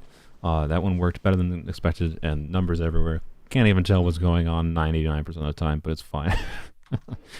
It's just like, use all my... that one was definitely just use all my character abilities, go. The only thing I had to be like sensitive about was using Yaoyao's burst, but that's fine. So, alright, last team here then. Let's try out... Let's just see how it do. Let's try the Hyper Yaoyao. Let's F up all of my artifacts. Oh boy. Okay, so Candace is going to get the catch. And we're going to F up my weapons too. Yay. Yay. Yaoyao, you get Engulfing Lightning. Congrats. Soup or curry, I can't remember which. Yeah, I don't know. The Jeff has named 500 different food names for different teams. I don't know what you would label that one. I'm just calling it soup, because it's got all the reactions. It's reaction soup. That's all. I know you want to keep riding on the EM. There's a case for building her hybrid. Her bursters significantly mitigate ER issues. That is true, yes. I didn't even think about that yet. I can build Raiden hybrid. The interesting thing is we could do a Raiden hybrid as simple as just like giving her the catch, right? So Raiden's still on 4-piece flowers here. We're sacrificing 200 EM to like 220 EM from not having Dragon's Bane. But now Raiden has 200 ER, right? And we wouldn't be using her burst constantly. But yes, that is actually thank you, Tars. That is a good suggestion. I didn't even think about that. Just slap an ER weapon on Raiden. Or actually, you know what might even be better than this? It'd be less ER, but slapping I need more Fav Lances. But slapping Fav Lance on, because when I use her burst, right? I'd probably want a little more crit rate, but when I use her burst, if I get crits, I'll generate more energy for not just her, but more energy for the whole team on top of her normal energy refunding mechanics. So, yeah, no, thank you for that suggestion. That is actually a really good idea. That could actually make that team functional, maybe even right now. I still think I'd probably want a little bit more ER stats on Zhongling, most likely, but anywho. Let's put that back. That back. Alright, so Candace will have catch, that'll be fine. You're on Engulfing Lightning. We'll just keep you on full EM, I think. Right? No, wait, sorry. No, this we'd be doing the I forgot what I'm doing here. Yeah, we're gonna screw up all my characters' crap. Everything, just literally everything. Yeah, we'll keep the one in Candace, so we'll use that.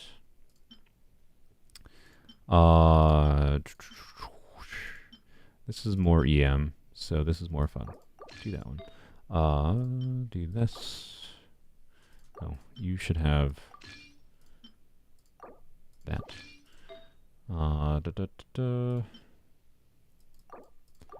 Oh boy, the artifacts. Why aren't there loadouts in the game? Oh, it just makes me sad. Okay, there we go. That should be 664 EM, 64 crit rate, 108 crit damage, 190. Wait, that's less ER than I had before, right? Oh, I remember. I didn't use Zhongling's artifact. I used Toma's. Yeah, there we go. So that'll be less crit damage, less EM, but more ER. I think that's a smarter balance there.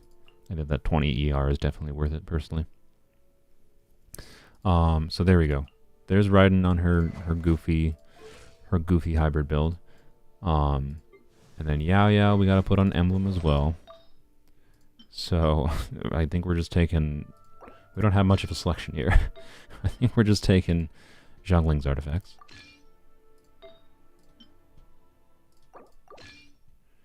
And then I think we're doing the attack percent goblet, which means Candace gets a pyro goblet. Oh well, it'll be fine. Don't worry about it. Oh wait, that's already 4-piece emblem. Oh, we can do what can we do? We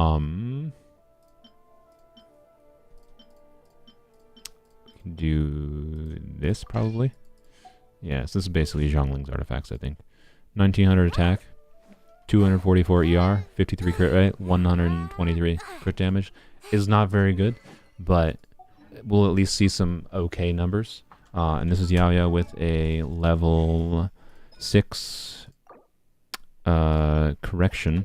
This is going to be Yaoyao with a level 7 burst. So, again, focus the burst damage, right? And then I also got to go F up Zhongli's artifacts here. Candace, I think, should be okay. Yeah, a little bit less ER, but that's fine. We got to go put Deepwood on Zhongli, and then we're good. What a freaking mess. Oh, I want artifact loadouts. This team is probably the one that, if there's any reason I won't do this team, it's just because of the artifact loadout situation. Why did I go to that? Here we go. We need 3. Alright, there we go. Thank you for the bonus. Yeah, I'm gonna save most of these right now. Until I get over, you need 63 silvers to be able to level, for if I want to take all of Hu Tao's talents to level 8 right away, I need 63 silvers and then a bunch of golds on top of that, so I don't want to convert all of them to golds right now. I'm not gonna bother leveling up Yaoyao's talents with Dream Solvents or anything. Will eventually, just not today. How does Yaoyao work? She drops a skill, it does Dendro radishes, targets, it does random targeting if there's nothing nearby or you don't need healing, but if you need healing, which is if you're under 70% health, it'll shoot at you, or if you're not against any enemies, it'll always just shoot at you if you have a need for healing. And then her burst basically does a bunch of rabbits. You have to stay on field for a few seconds with Yaoyao, you jump around, do attacks with Yaoyao, do charge attacks, sprints, and it spawns more rabbits. Does more Dendro, and it heals the whole team in that one. So she's a healer, Dendro applier. Her damage though is based on attack, right? So that's why this is a 4-piece emblem build on Yaoyao. We're trying to get maximized Yaoyao burst damage. So you can see she gets this damage right there. That's based on her attack. So best way to get AR XP: do quests. That's all. Do quests. All right, so, I didn't do, I need to do Deepwood. It's very, very important I do Deepwood on Zhongli. So we're losing a tenacity buff, which is losing a little bit of damage, right? Oh well. Ideally in this situation, actually, you know what, screw it. If we're effing up everyone's artifacts, I'll go put, just to try to simulate having the Noblesse buff from Candace, I'm going to put Noblesse on Candace. Boy, all my artifacts are just going to be, oh, it's going to be pain to fix this. Oh, it's gonna be pain. Most of my Yaoyao artifacts are actually pretty okay for Zhongli, which is a nice upside, I guess. I could have sworn I had a Deepwood HP timepiece leveled up for Yaoyao. What happened to it? Did I feed it? I don't remember feeding it. Am I having a stroke? Where? I'm like 99% sure. Oh, no, no, no, never mind. It wasn't a Deepwood piece. It was this piece. I leveled up this HP timepiece for Yaoyao. So I don't have an HP timepiece for... Well, Zhongli, he can keep his tenacity timepiece, and that's fine. And then... Oops, whoops. We're trying not to do an off-piece circlet. Actually, wait. Oh, shoot. Crap. Alright, we're going to just have to use non-ideal balance of stats. Yeah, I don't have a Deepwood HP percent piece. Didn't plan on really doing this, so oh well. Healing bonus it is, I guess. I don't know. Sure. Yeah. Healing bonus it is. Enjoy. Alright, 4-piece Deepwood. I mean, he'll shield. He'll function. It's fine. Alright. Oh yeah, and the Noblesse. We gotta try to maximize this shenanigans. Oops, I accidentally minimized my things. There we go. Alright, had to get chat back. Alright. Depending on how much damage Virgin Hyperbloom is doing in this comp, you might want to try running 4-piece Instructors. That's true, yeah. 4-piece Instructors could be good. I have been trying to save 4-piece Instructors pieces. Any good ones that I get. I've got a decent smattering of them, but nothing too crazy. The game only wants to give me, you know... This piece is actually quite nice on Instructors, but... Yeah, I have some okay options for Instructors, so I could do that as well. But I don't have Instructors leveled up, so I'm not going to bother with Instructors right now. I'm just going to do Noblesse. On Candace.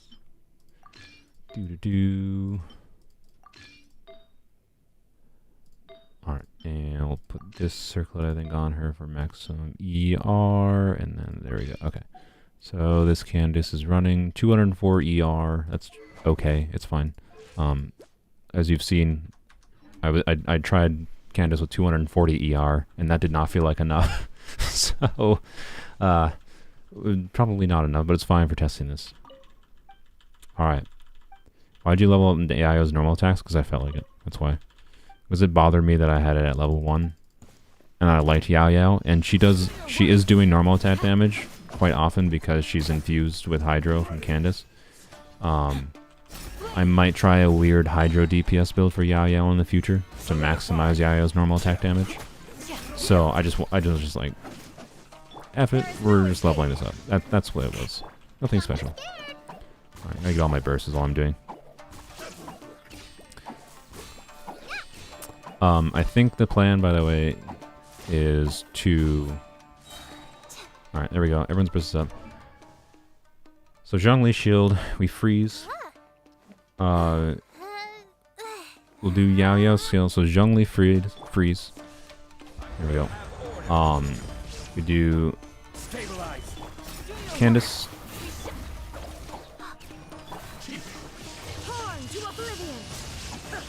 It was 60,000, right? And then... oh, actually, okay, that was stupid. I just realized, no, you definitely do Yaoyao first in this situation.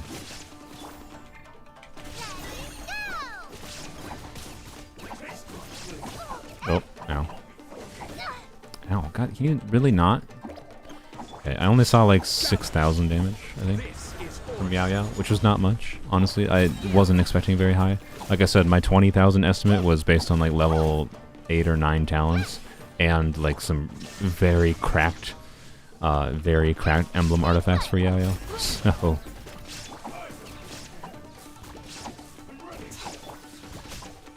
we're gonna try that one more time. I couldn't exactly tell what Yaoyao got. I think she got like 6,600 or something like that, which is not very crazy. We're gonna try that. We're gonna do Yaoyao first instead of Raiden Burst, because obviously Raiden Burst refunds the other burst, right? So I want to do Raiden Burst last. Duh. So plus there should, ideally after Yaoyao's burst is done, there should be some Dendro or a Quicken Aura left on Mr. Masanori. This one also might be more rotation sensitive because I also want to make sure the Quicken Aura goes, and so I might not want to like do Candace until I get Quicken Aura up. So it'd be something like do this, and then do this. I don't know why I bothered doing that, but... Oh, I saw 12,000. Yeah, so... Oh, this is not gonna go. Whoops. My bad. I timed that dumbly. Shine down. This is order.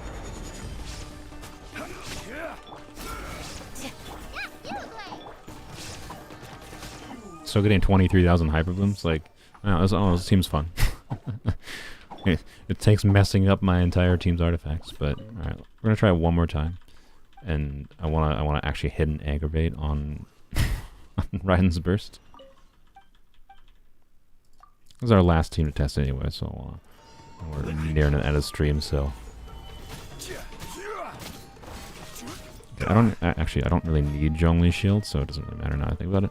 Alright, I'm gonna refresh Zhongli's shield and then do the same thing. You can do that attack, do this. Illusion shattered. Hear my prayer. Don't get it, 13k. Nice.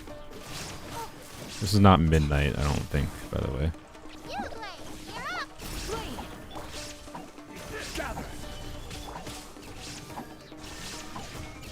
Alright, let's see what we get.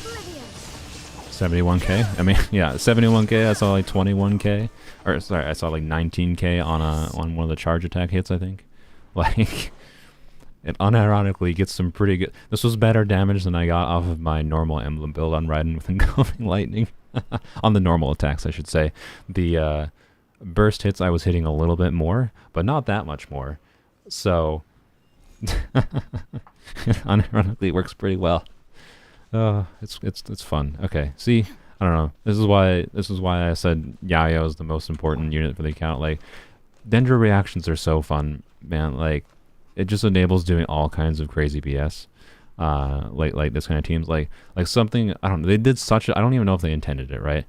Like the basic core of Dendro reactions, right, is a little bit complicated at first glance, but relatively simple. It's basically just there's a Dendro Electro reaction that does more damage, and then there's a Dendro Hydro reaction that then you apply Electro or Pyro to be able to get different, types of reaction, Virgin or Hyper Bloom, right? But then the way that you can like do things in slightly different ways with Dendro reactions just is what makes is why I freaking love Dendro. Like it genuinely completely reinvigorated all my interest in this game. And us finally getting Dendro with Yaoyao, even if she's not like the ideal Dendro applier, obviously she's no Nahida. It's still super fun. So I don't know. All of these teams, this one was a lot of fun. I'll potentially play around more with this one in the future. For now, I think I'm going to play around with just like a traditional Hyper Bloom a little bit more. Actually, I don't know. You know what? I might just say screw it and leave the characters in these artifacts currently. Only problem is I've completely effed up Zhongling's artifacts, so like come time to do the Abyss again. Oh boy, my artifacts. Like this is not correct. Zhongli has a healing bonus circlet. So, you know what, I probably will just switch back, but maybe I should farm a little bit more Deepwood, I guess, to get, Actually, no, I don't really need to farm more Deepwood, because honestly, all I need to do for Zhongli is I'll just give him a crit circlet. I'll give him either this crit rate, both of them have HP on it, they'll increase his shield. One of these crit rate circlets I'll give Zhongli. He can keep this HP combo, is actually pretty good for him, genuinely. And like, yeah. So, yeah, I'm not going to bother farming Deepwood for Zhongli. I think, yeah, I'm just going to continue farming Emblem. Try to get better artifacts for, this weird team. I think this one, and then Hyper Yaoyao, and then, of course, the Soup team were definitely my favorite ones of the Dendro teams I've tried. So, all of them, take some work a little bit. Dude, Sino Aggravate. Oh my gosh, I tried Sino Aggravate in the future. I'm not going to talk about Sino Aggravate again. It's literally the most boring thing I can do with Dendro. So, it works fine, but keep in mind, Sino's burst is so freaking long that, like, at best, I have Yaoyao's, like, the Quicken Aura up, assuming ideal situations of a single target. Why Deepwood for Zhongli? I'm just gonna assume you were just I just spent the last like 30 minutes describing this wackadoodle team this Hyper Yaoyao team. Zhongli's on Deepwood to buff the Dendro damage from both Hyper Blooms, as well as Yaoyao's own burst DPS damage. So Yaoyao's on burst DPS artifact set. Raiden is on mixed hybrid bloom artifact damage she's on full EM emblem.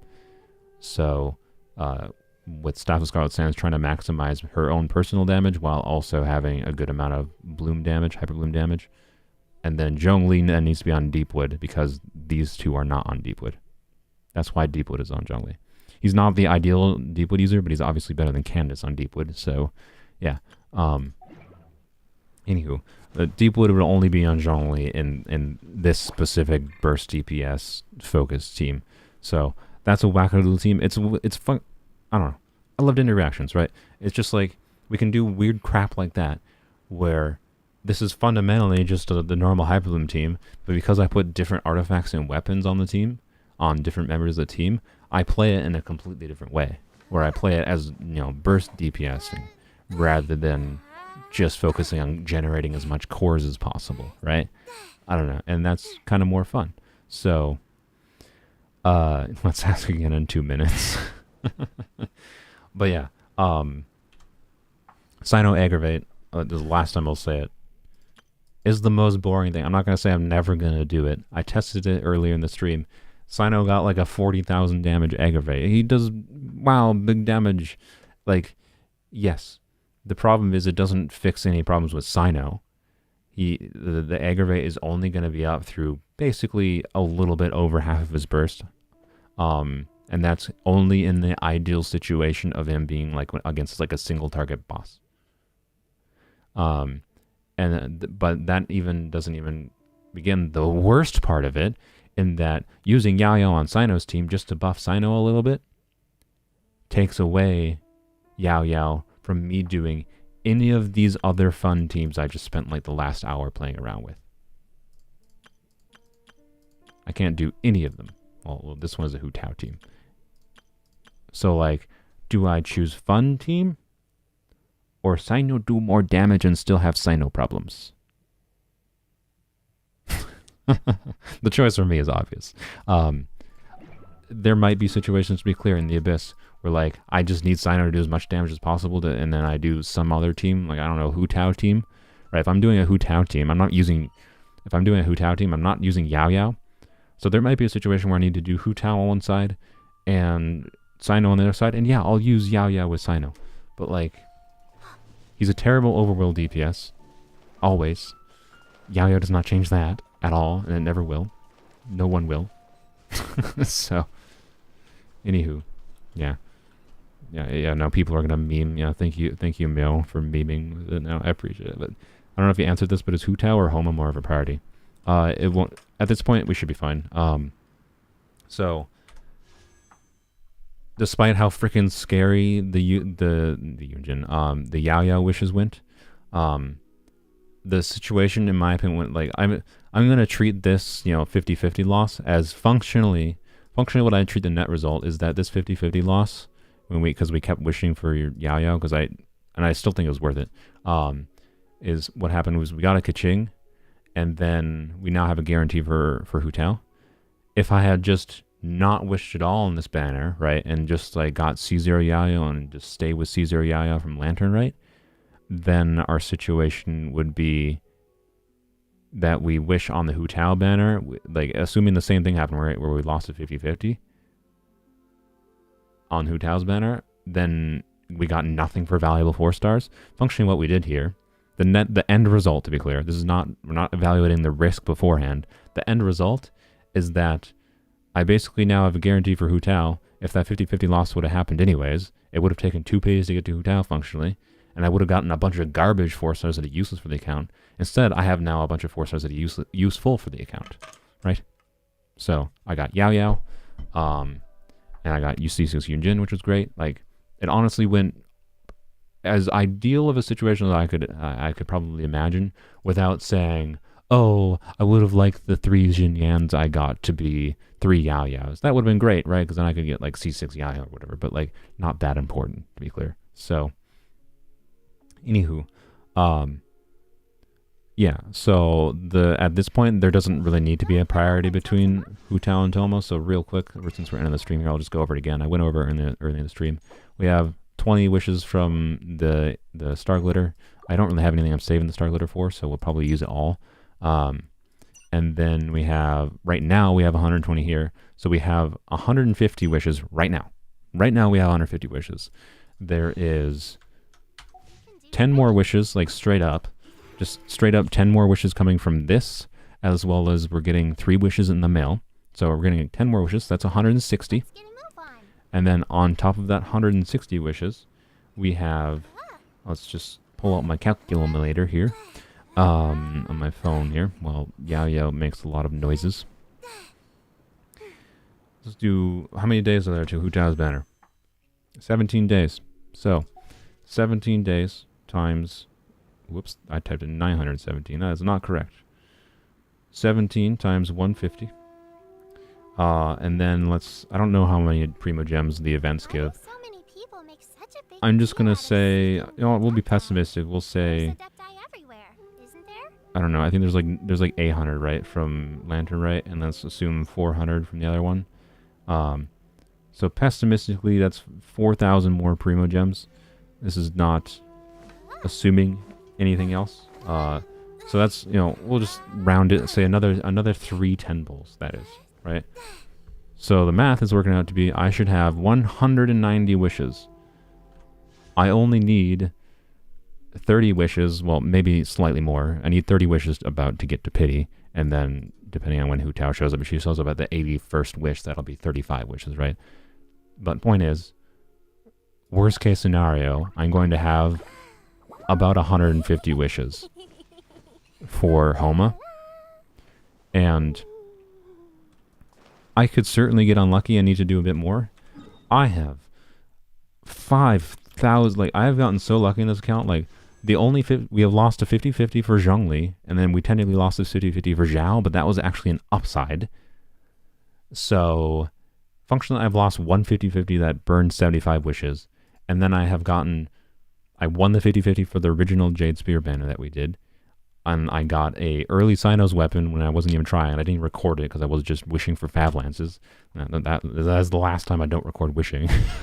I got Sino's weapon at 30 pity, and then I did freaking 110 pull on Raiden's banner. I got Engulfing Lightning. Like, I've gotten so lucky with 50-50 wins and weapon wins that I just have a lot of Primo Gem supplies remaining, right? It is kind of what it comes down to.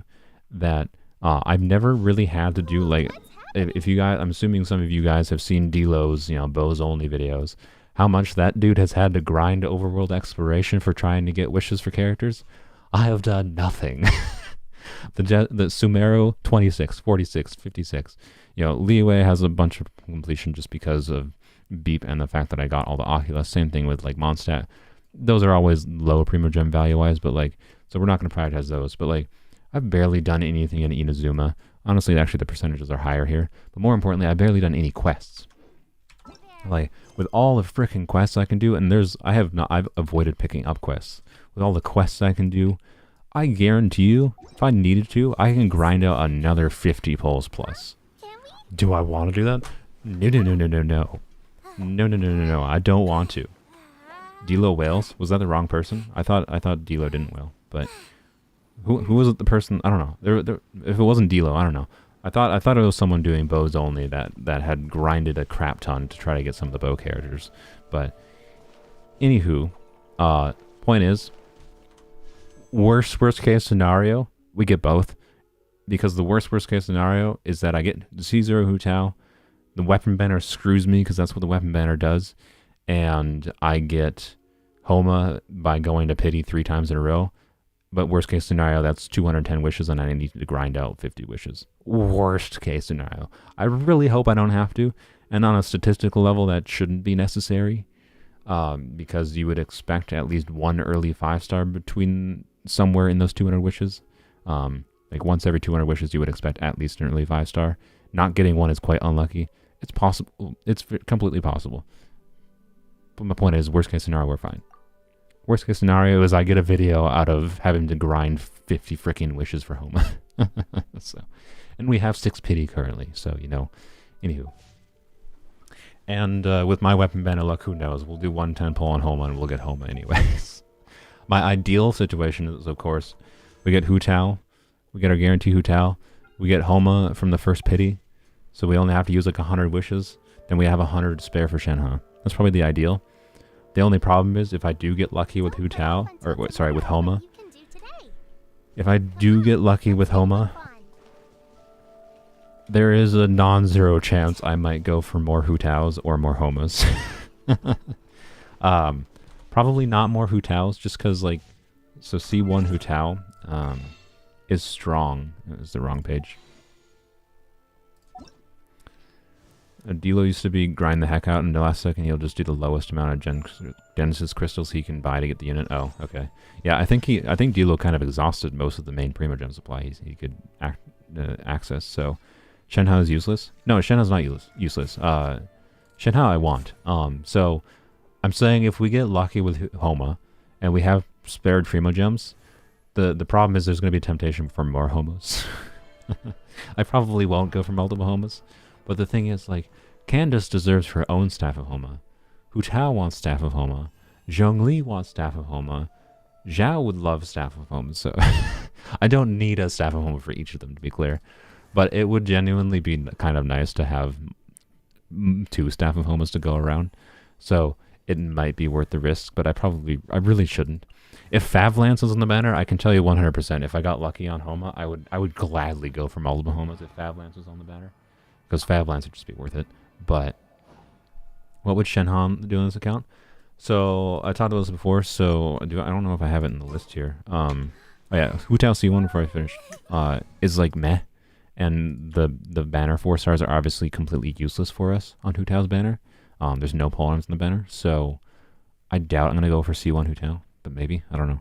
C1 Hu Tao wouldn't be useless, but so C1 Hu Tao gives her like no charge attack stamina usage when you're doing her attacks, which is most strong when you're doing, your double Hydro team with Hu Tao, so you can just vaporize every single charge attack. That's why her C1 is strong. We wouldn't be doing that on this account, so I don't think C1 is worth it. Tao Pyro, whoops. Alt tab that again. Alright, so this team. So my plan for when we get Hu Tao is probably just a normal attack focus Hu Tao with Yunjin to buff Hu Tao, and then Rosaria is here for some melt damage. But the idea would be this same team, but instead of Yunjin, we put Shenhe, right? So it'd be Hu Tao, Rosaria, Shenhe, Zhongli, and Shenhe buffs Rosaria's damage, and from my calculations, I think Rosaria should get in the 40 to 50k melt damage range. Because Hu Tao applies so much pyro, and the strong reaction on the... So without getting into DP or gauge theory, melts are probably what would happen on that team from Shenhe or Rosaria, most likely Rosaria, versus Hu Tao being the one to trigger melts. And therefore I think Rosaria on that team would be getting like 40k ticks on her skill, which means, or her burst, sorry. Her skill would get big damage as well.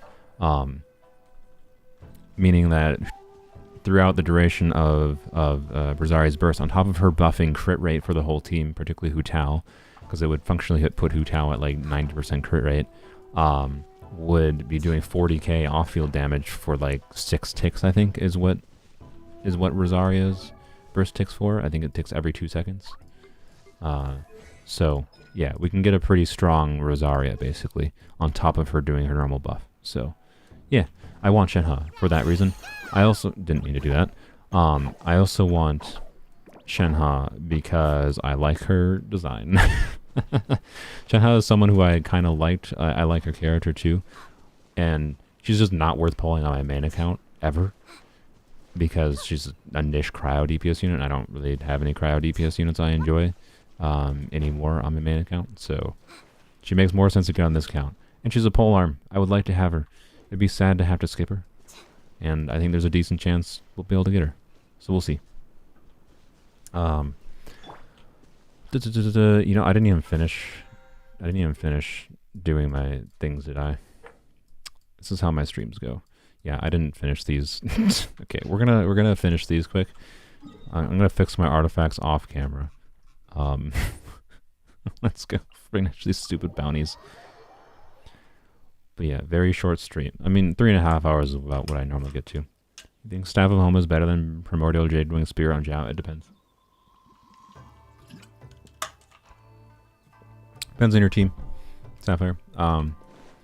Jade Spear is like his signature as far as looks. Homa, if you're using, so the weird thing, so Jade Spear, right? The more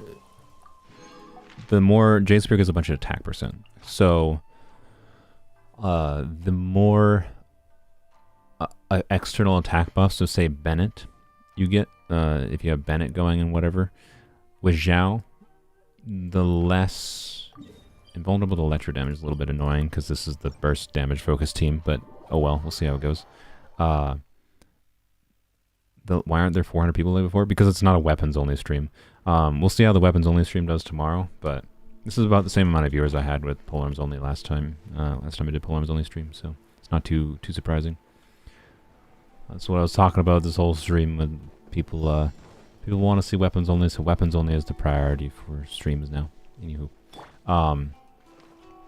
Jade Spear and Homa are relatively similar. They're both at the end of the day mostly just stat sticks for Zhao, but it depends on team a little bit. I think Homa is slightly better for a Zhao with Bennett, because you get less value out of the attack percent when Bennett is giving a crap ton of attack, right? But it depends on your artifacts as well. So depends what artifacts you're using on him. Depends on all manner of things, right? So.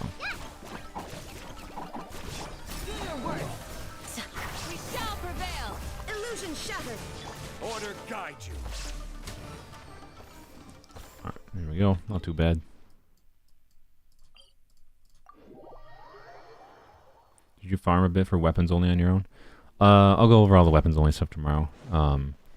I didn't do a lot that eventful this week on weapons only, but yes, I did some stuff on weapons only. Nothing that was worth putting into a video. After this stream here, I'm going to try to do an edited video for weapons only, but it's probably just going to be last week's weapons only stream edited down into something. Unless I get sick of doing that and it takes too long, because I've gotten a lot faster at editing lately, so I don't think it would take me that long, but editing down live streams is particularly a pain in the arse. Editing down like non-live stream footage is relatively easy because I can just like look at like the audio on my recordings to see where I was talking to and then go review what I said to see if it's worth putting in a video. Live streams, I have to like remember what I said to remember like what is worth putting in an edited video, or whoops. Sorry, I'm just trying to think here. Let's freeze. Let's see what we get. Let's do this. There is no escape. Why did I not do Candace Burst?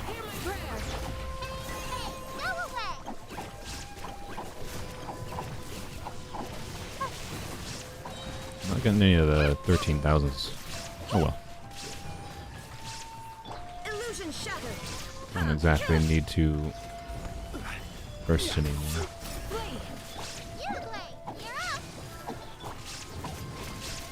Die, please. Thank you. All right. What was it saying? I don't remember what it was saying. I like to ignore half of my comments. Did I ignore them? I didn't ignore them. I literally answered your comment. If you're talking about your 400 people one, I literally just answered it a minute ago. I'm not going to answer it again. But anyway, if you keep building right now, Staff of Home, his ratio would be 70-257, and Primordial Jade Wing Spear 70-207. Makes me rethink the fact that Primordial Jade Wing Spear is a signature. Yeah, anyway, signature design-wise. If you want to see bigger numbers, Homa is going to be better. So, yeah. That's what I'll say. The awkward thing with using Homa with Bennett though, right? So like I was talking about, like Jade Spear's attack percent gives you less value with Bennett. So it's like, hey, you get more value out of Bennett basically, and the attack percent stats if you do Bennett and Homa with Zhao. But The problem is Homa. You can't like Homa is. You want that like Zhao can trigger the passive on Homa, right? Where you get bonus damage if he's under 50% HP. It's pretty easy to do. But if you're using Bennett, Bennett's healing you past 50%. So it's kind of weird, right? There's no objectively correct answer, I think. I think it kind of depends on your artifacts substats more than anything. Like how much attack percent substats you have. If you have a bunch of attack percent substats on your artifacts, it's probably more worth Homa, I would say. Probably. But I'm not going to guarantee it. So what's your goal now? I would lead towards Homa personally, just because Homa is more of a universal weapon for different characters. That's my opinion on it, I would say. If you have the ability to guarantee either, go for Homa. But it depends on how much value you get out of it. I would choose it, Sapphire. I would choose Homa or Jade Spear if you're trying to get one of them, because I know you said you wanted to get one of them. Based on the other weapon, right? Like, so how happy would you be with Light of Foliar if you get it instead of Jade Spear? Or how happy would you be with Aqua Simulacra if you get it instead of Homa, right? Choose based on how happy you would be with. Would you prefer, if you were going to get Aqua or Foliar, which one of those two would you prefer? And choose to wish on that, the banner based on that. So, anywho.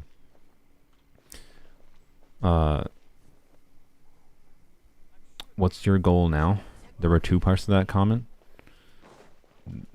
That wasn't really a separate question though, Meow. Did you scare them away is just a random little addition to the same question. It's functionally the same question. So I didn't ignore it. It's the same question. I don't know what to tell you. But yeah, I would say generally Homa over Jade Spear. It's just a better generalist weapon to use on someone that's not Zhao, right? So, but that's just like in a vacuum. What is the goal now for Polearms Only?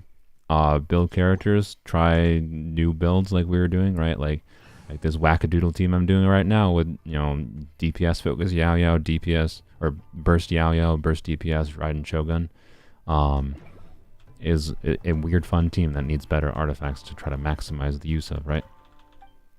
I think that was the third commission, right? Yeah, I did 3. Now I need to go do these real quick. Mints.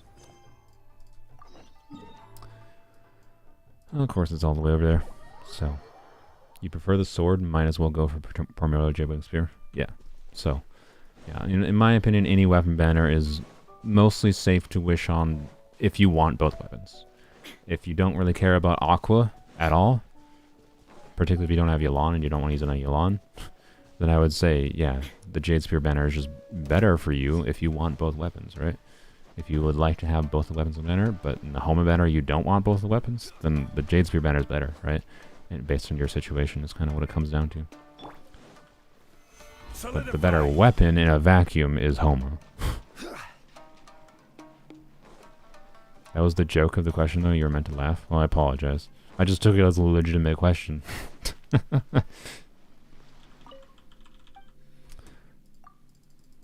Trying to make a joke. Like, that's the kind of joke, Meow, that doesn't, like, go well in text form because it's just a question. You just asked why there weren't 400 viewers. Did I scare them away? That's just a question. Like, you asked it in like a slightly teasing tone, and I got that, but I don't know. It wasn't like a laugh out loud kind of joke kind of statement, right? It just didn't work very. It might have been like something I laugh at in spoken form, but it doesn't get much of a laugh out of me when I'm reading it out. Sorry, my apologies. I'm not an easy one to please for laughing in text form, I suppose. IMO, Aqua, and Yelan is kind of hard. Yeah, I agree. Aqua is really not ideal on Yelan with C0. You need too much ER on Yelan C0 that Yelan just wants the ER weapon at C0. Like, no question, in my opinion. So, yeah, Aqua is a hard one to recommend, honestly. That's kind of why I'd start with, as soon as this banner was announced, I'd like freaking said on stream. I'm not going to go on a rant again about it. What am I doing? I need to go... I think actually, well, just navigate. I think I know where that guy is. Yeah, that's where I thought. But yeah, Yelan, if you have C1 Yelan, Aqua is very functional and very satisfying because it significantly increases the damage you see from Yelan substantially, and it's quite fun. But yeah, it's your Yelan will stay with Elegy. Yeah, honestly, I want on my main account, even having Aqua, R2 Aqua, I think I'd rather have Elegy for Yelan. Just because I could slap Elegy on her, go back to my damage focus artifacts, because right now I have Aqua on her, and I still have to go to like 2P's Emblem just to give her enough energy recharge to use in a normal situation. If I have Elegy, I can switch her back to damage maximized. Obviously, I'm still losing a lot of damage. Like, I'm not going to see as big numbers with Elegy, but I'm also using Yelan 90% of the time with my Nilou Bloom team nowadays, and I would love the additional EM transfer from Elegy. So, yeah, I want Elegy for my Yelan more than I want Aqua at this point in time. So the person that said, "Oh, are you gonna go for R5 Aqua for your C6 Yelan early in the stream?" No, never. But I might go for Elegy for Yelan.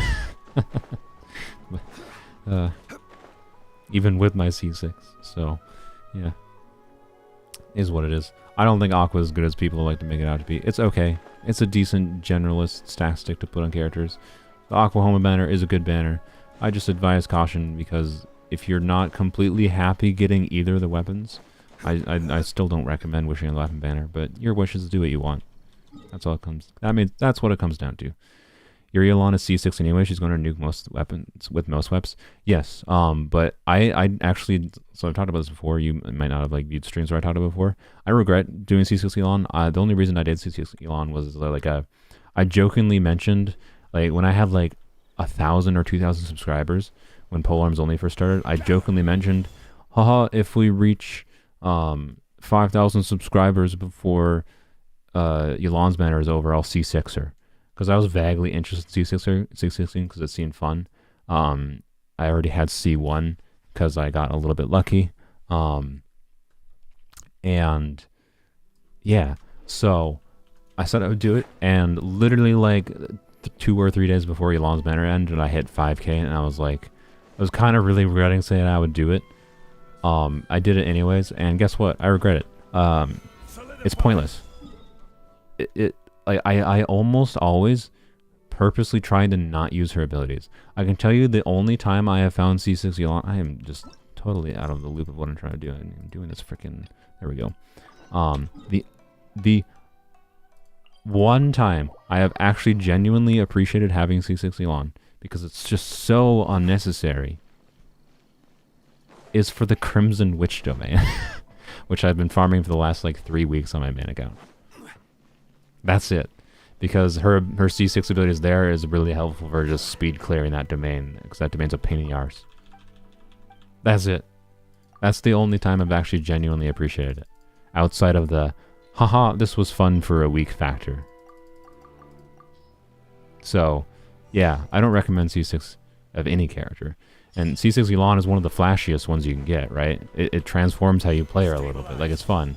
But it just is like, I don't know. It's so boring. I very much go out of my way to try to nerf Yelan. Like when I do Abyss, I never use her C6 abilities ever. It's just boring. And I've also gone out of my way to put worse artifacts. Like on my Nilou Bloom team, I've multiple times put 4-piece instructors on Yelan to be able to nerf Yelan's damage, but also still buff the rest of the team. Like, I don't know. Yeah. The only like saving grace is that at least the game was kind to me, and I didn't have to waste a crap ton of money. I spent $1,000. Like I topped up before like I did the Yelan wishes. I topped up 500 wishes. I did $1,000, and I thought that was not going to be enough to get 5 copies of Yelan. Like I thought that was like enough, and I'm like, okay, this is enough that I'll get my 5 copies, that I'll get close to C6 with 500 wishes, and I'll probably have to top up a little bit more, right? But we'll see how it goes. So, and I somehow got 5 copies of Yelan in 330 wishes. Now, my overall average, by the way, to get to C6 Yelan and with her weapon is like 670, I think, or 700 wishes about, with R1 of her weapon, not factoring the R2 that I randomly got. So like R1, C6, R1 Yulan overall took like 700 wishes, but 5 of my 7 Yulans were in 330 wishes. So I actually spent like $400 more than I intended, but that basically got me a free C2 Kazuha, so, you know, it was kind of nice. And 3 Freedom Sworns for some reason. That was another thing that happened on my main account.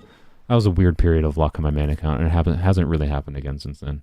Well, outside of the Tignari weapon banner, that happened, but anywho. But yeah, so C6 Elon, don't recommend. I don't really recommend any C6s. The only like constellations I'll ever recommend for 5 stars is support constellations, and they have to be the really good ones, on the likes of C2 Kazuha, which is one of the better ones because it unlocks just additional functionality for Kazuha, and it's just fun. Also C1 Kazuha, but I'm not going to recommend whaling for it, to be clear. But if it's the type of situation you're in your long-term year account, you're already 36 starring Abyss, you just want to improve your existing characters, and you got a rerun banner on Kazuha, you want to go for Kazuha constellations, go for it. I think they're valuable to go for, the C2 Kazuha specifically. And then C2 Nahida is just... C2 Nahida, I absolutely regret. I fell into temptation and wailed for that. What happened with C2 Nahida, after I'm done with this, I'm ending the freaking stream. I've spent too long rambling on the stream here. I finished my things, right? Yeah, I finished all my weekly things, good. So, C2 Nahida, what happened with that is, I wished, after I got my Nahida, I won the 50-50 for Nahida, kept on wishing for Nahida. One of the luckiest things that could ever happened to me, for getting C2 Nahida, or sorry, for getting 5 stars happened, where, so at 50 pity, I don't know what I'm doing, by the way, I'm just gonna go collect like crystal flies or something while I'm rambling here. So C2 Nahida, I got C1 Nahida at 50-ish pity, except it wasn't actually at 50 pity.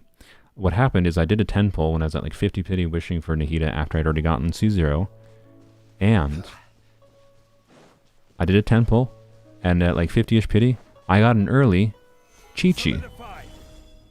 And I was like, well, that sucks. This is what I get for, continuing to go for constellations. Oh well. And then I click and I get Nahida. So I got 2 early 5 stars, literally back to back. It's like, holy crap, that's incredibly unlikely, right? Like I've gotten one other time I have gotten double 5 stars before. I got like Jade Cutter and Nilu's weapon in one temple before, but one of them was at pity, right? Getting 2 early 5 stars in the same temple is very, very unlikely, right? And then the first one was a 50-50 loss, second one was the guarantee, right? Those both could have been Nahida. I could have gotten so lucky, that could have been like the dream. Oh my god, C2 Nahida right there, right? But at that point, right, I had C1 Nahida. And I wailed, right? I was like, alright, C1 Nahida, oh my god, that's so lucky. And the reason I'm telling this story, by the way, this is an illustration of how this gacha system is designed to manipulate you into spending money. And the constellations. So even though I'm saying C2 Nahida is one of the most fun constellations, I'm telling the story as a warning. So at that point, I was like, I was in a full effort. I want to get C2 Nahida now. The game was so lucky with giving me a lucky C1 Nahida. Then I'm going to get C2. It took 100 and I think 56, or I don't know, a little bit more than 150, right? We'll just say 150. 2 pities, 2 soft pities to get C2 Nahida. Because I lost the 50-50 again. Which is $300. It took me $300. After getting lucky, so what happened is I got really lucky. One of the luckiest things that could possibly happen to you when wishing in this game happened. And what functionally happened at the end result was that I was like, it was a gambler's BS, right? And that's what this game is trying to do. It's trying to manipulate into that gambler's BS, where you get lucky and you're like, oh, I'm so close to the one thing that's really, really fun, that C2 Nahida. And I spent $300 to get it. So functionally what happened is this gacha system did something that was really lucky for me that made me spend $300. That's what happened. Whereas, like, if that was just a Chi-Chi and no Nahida in that poll, I probably would have just stopped there and been like, okay, I guess I'll save my guarantee for a future character. That's probably what I would have done. But this system, can't blame the game. Look, I am going to blame the game because this company is designing... Gacha is a predatory as system. It is f***ing predatory. I will never recommend this game to anyone because it's fundamentally predatory. It is designed, like, yes, humans are at fault in some form because we do have some amount of power over our own actions and decisions. But this game is designed, this gacha system, and gambling, casinos. Yes, it's not unique to this game. I am not trying to single out this game and say, MiHoYo is the sole worst company in the world. It's rampant bullcrap throughout capitalism. But I am going to blame the game. And I'm going to blame MiHoYo for it. Because that's what it's designed to do. I have a few references. It is designed to manipulate you into spending an egregious amount of money. Like, if it cost me, if that kind of thing happened and it cost me $50 to get C2 Nahida, okay. I would not be having this problem. That's $300. I could afford that. I'll survive fine without the $300. It's fine. Like, that was my decision, right? That's what many of my whaling decisions have come down to, where I don't, I want this thing, I can afford it, I spent the money. $300 is a lot of money for a lot of people. And one thing I need to iterate, that I've iterated this before, I am very resistant to these sorts of tactics, generally speaking. But this game managed to get past my resistances. That's how good it was at doing it. That's how good this game was at making me want things. And this entire system, this entire wishing system, is designed around doing things so that when you get a little lucky, you feel like you keep going. It's basically just gambling BS. It's nothing really new. MiHoYo's not doing anything that fundamentally unique. They just have it done in a well-refined way, and they obfuscate the information enough to the vast majority of players just so that most people fall into traps of, if they have money and they're willing to spend money, they end up spending $100. And before they know it, they spent $100 in 10 different instances over the course of a year. Right? That's what this system is designed to do. And, like, yeah, yes, other things in capitalism manipulate you. I'm not saying MiHoYo is the worst hellspawn in the world. But I am saying that it's not worth going for constellations. That's my point with this story. Okay? That's my point with this story. Use me as a lesson and don't go for any fucking constellations. Okay? That's all. That's all. That's the moral of the story.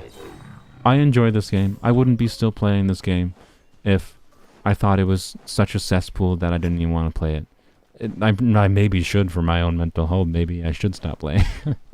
But I still do, because I still enjoy the game. And I'm making content for it. So I do it, right? I enjoy it. But I say this as a warning, so you can use me as an example to not go for constellations. Ever. Even the really good ones. In my opinion, C2 Nahida is probably the most fun, most valuable constellation in the game for a 5-star. It's still not worth it. It's more worth it to get new characters and constellations. Yes, fundamentally, yes. I don't know if I've ever done this before, but I'll check. I'm assuming... Oh, did I... I don't know. I don't know if you have to activate these in order. We'll find out. So, yes. No need to get angry. I got angry because people frickin' were like, that's just capitalism. Don't blame the game. No, I don't think the fault is completely on me. I'm sorry. When a system is designed to be as predatory as this is... Yeah, I have to do it in order. Oh, frick. Dang it, Jongling. I have to wait for the pillar to expire. When it's designed to be like this, right? Like, how much... yeah, how much do you blame the addict versus how much do you blame the thing that got them addicted, right? Neither do you blame 100%. To be clear, I'm the one who decided to spend the money. But I can tell you this game is a masterclass at... Oh my fucking... I hate... Okay, I'm not doing this puzzle. I'm sorry. This is one of those puzzles that's miserable. Like, oh, you activated this one. Like, why the F? I'm sorry. Like, right, this puzzle wants you... All this puzzle is, from what I recall, is you activate them in order in the spiral, the end of the spiral to the inside, right? Simple-ass puzzle. That's cool. I know the answer. I just want to do the answer. Problem is, guess what? I accidentally activated this, so F you... You can only do this puzzle again because it only resets. It only resets after I activate them all again. Like, really? So, F this puzzle. Not worth my time. Like, it's just a waste of time for me to have to go through all of them just to get it to reset. Like if if the first one was done wrong, right? If this one is not the one to start with, then just immediately reset it. Like, make it light up. And then it goes, and it makes a little sound of like, or whatever the heck, whatever, you know, use your great sound effect production, Yaoyao. Like, Yaoyao is great at sound effects. And do a sound effect like, that makes it so when I activate this, because it was the wrong one to start with, you just deactivate it. Don't force me to activate them all. These tedious as crap things, like, some characters take like 10 seconds to use their freaking elemental skills. Like, it would take a full minute to have to go through this potentially. Not with Zhongli it wouldn't, but I don't care. Stupid. Anywho. So, great. Thank you for making me not calm, chat. Anywho. I don't usually get that angry on stream, but it happens. I rant sometimes. It's just how I be. It's how my streams be. I'm sorry. Can you say one French word, please? French. That wasn't really... That was just saying French in a weird way. I don't really know what that's... What am I doing? Okay, this is the stream's over. I don't know. Yeah. I don't know. Anything else you want to see real quick from Polearms Only? This is, like I said, this is probably the last Polearms Only stream for a while. So, if you want to see anything, now's your time. Otherwise, it's just whenever I have a video to make. But for the next... until Hu Tao comes out, most likely there's not going to be any edited video, I think, on Polearms Only. I'm going to focus on weapons only a bit. So, anything you want to see in the account before we're done here. It's the last time you're going to stare at Yaoyao's face in Polearms Only. I'm going to... I don't know. I want to fix these artifacts. Let me show you some chests first. Beep, you can show me one chest. I'm at 4 hours in the stream already. I need to end. I need to end the stream. You can show me one chest, Beep. One. Alright, let's fix my freaking things. Oh, this is gonna be painful.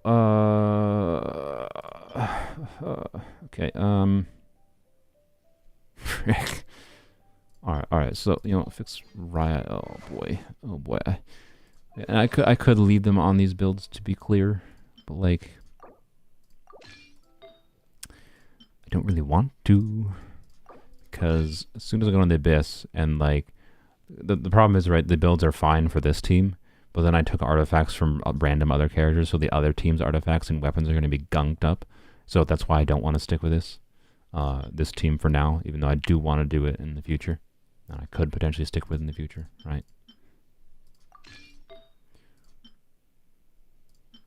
Zhongli, I think, had this Pyro Goblet on, right? So give her back that Pyro Goblet, and then Raiden, I think she had that before anyways, so... Yeah, 67, 71... Wait, what? No. Wrong weapon. Dragon's Bane. Alright, there we go. There we go. Raiden's back. Toe reveal. No. No. Hand reveal. I mean, maybe I'll do a hand reveal on Discord for 10,000 subscribers, I guess. If you want, I'll send a freaking picture of my hand on Discord. Osmanthic wine tastes the same as I remember. Yeah, phone call from my dad. Oh, I'm going to ignore that and call him back in a few minutes once the stream is done. Alright, anyways, this is the stream. I'm going to fix my artifacts because... oh, I turned off join. Okay, my bad. I thought Beep was just not joining because Beep was protesting me or something. No, I just did allow direct join. That would be a mistake. What I think about Mika? He's a physical buffer. I like that he's a generic buffer for attack speed. I really wish... My wish for someone that was going to buff attack speed would have also been for them to buff movement speed. The reason that's relevant is for something called Dragon Strike, where you abuse hit lag to be able to jump up in the air after you do a hit on slow attackers. So like Candace is a slow attacker. So she's got a lot of hit lag. I would have liked a movement speed buff on him, but overall Mika's, he's a physical buffer focus. He also buffs attack speed. He can be used with like a physical Rosaria team. He's not going to be someone we go for like C64, to be clear. My hope is that Shenhe in 3.5 runs and that Mika is running alongside Shenhe. I want him. He's another option for a healer, which is nice. So if there's a particular Abyss cycle that we really want a healer on both sides, he's an okay healer. So, yeah. Do I play on EU? Weapons Only is on EU. Mika is not that important for Weapons Only. Or, sorry, for... Mika's not that important for Polearms Only. So, we'll get him. I would like him as an option. I always like support buffing characters. But he's not going to specifically enable us to do any new things, really. And part of the problem, right, if... Like, I'm trying to, like, think about, like, what characters I have available, right? I have... So if we're doing physical Rosaria, we want to go for maximum physical Rosaria damage. Right now, what I would do is physical Rosaria, Raiden for Superconduct. She also refunds bursts, which is nice. Zhongli for his Universal Shred and Protection. And then Yunjin. And that's a very good, capable team. If I have Mika, the obvious answer... I don't know why I went here, by the way. If I have Mika, the obvious answer... And all the more valuable for it. Where did Beep go? Oh, all the way over here. If I have Mika, the obvious answer is to just replace Yunjin. And the difference there is instead of it being a normal attack physical damage, it's more charge attack damage focused. Which is probably a slightly higher DPS than normal attack one. But it's not like that fundamentally changes the team, right? And it also is a little bit sad to do that because the problem, like, he buffs attack speed, right? So it'd be fun to just do spamming normal attacks. But I can't really do spamming normal attacks. Like, if I'm doing normal attacks on physical Rosaria, I want Yunjin. And then what do? Do I do Rosaria, forgo Zhongli, or forgo Raiden in favor of, like, I don't know, right? Like, he doesn't really... He just makes it, like, to make him utilize fully, we either, like, focus on charge attack buffing or normal attack buffing for Rosaria, right? Which is basically use Yunjin or use Mika. So, for Polearms Only, basically. He looks nice. I like him as a buffer. He seems like someone that's not going to be nerfed as far as I can tell, like Farazan.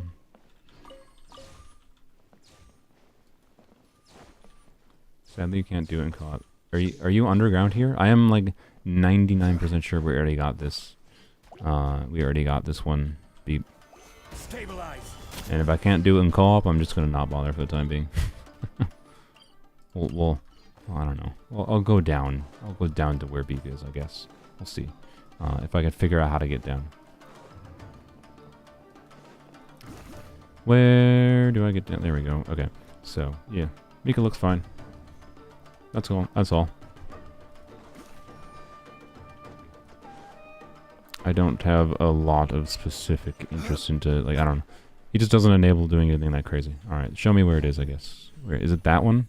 Because I still have no idea how to get to that one. I don't know where the switch is. But if anyone else has any other ideas, like I could use it for, you know, weird things, right? I can do Yunjin, because one interesting thing, we do have C6 Yunjin now. Alright, Beep, I already knew this was here, but the problem is I don't know how to open the door.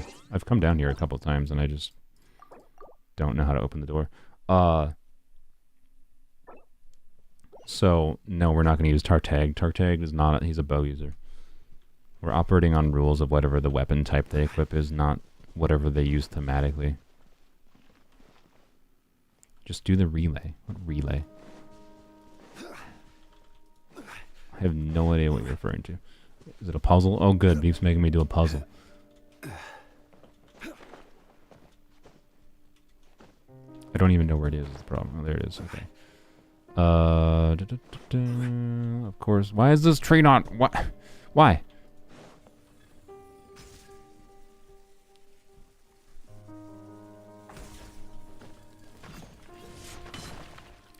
You need a lecture on this or what? I don't remember.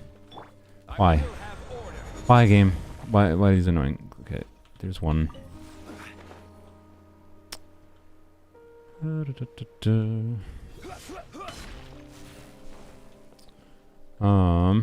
Where are the other ones? One's right there. Okay, but the tree's not live. Why is the tree not live? I genuinely have no idea. I know, because one's in there and I don't have the tree live.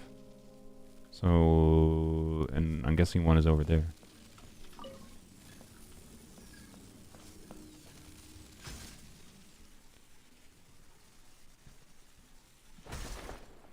Yeah, okay. To activate the little tree, you need to find the really things. Again, I have no idea what you're referring to. It's been a while since I've done a Inazuma. I don't recognize the term really things. Don't knock me out.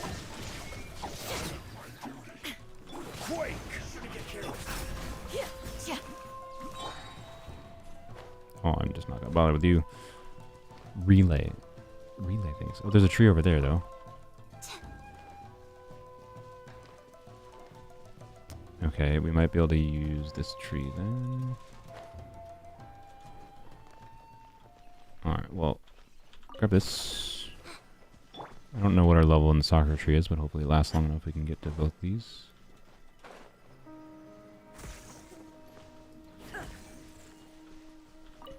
There's that.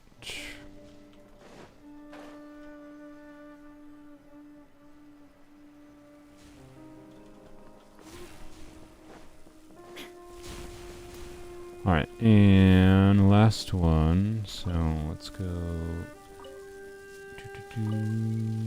here. Please, let me go. Oh my god. There we go.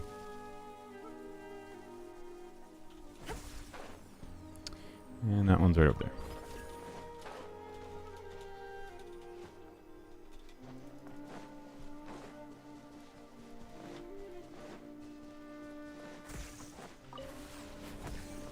Okay, there we go. I think this is the last one.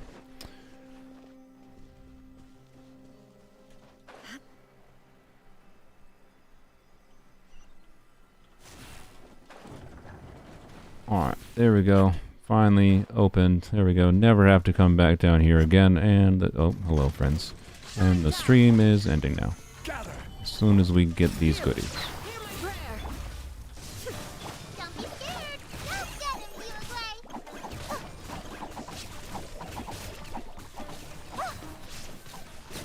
Illusion And they're dead. Wonderful.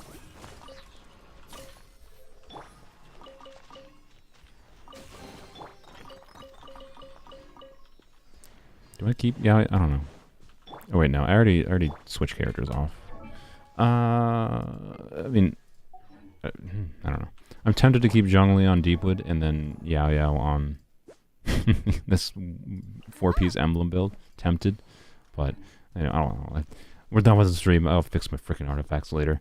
Congrats on solving it for yourself. Yeah, I know how to solve puzzles. Thank you. I don't know how to activate that tree. I don't really care.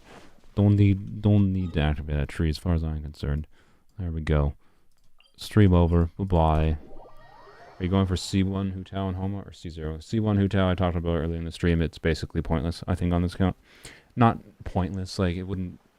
I wouldn't be like, hey, if we got a free, if we did a 10 pull and then we get Hu Tao and then C1 Hu Tao and 1 10 pull. Cool, I guess. Not really that relevant though. So, am I homophobic or racist? I do not think so.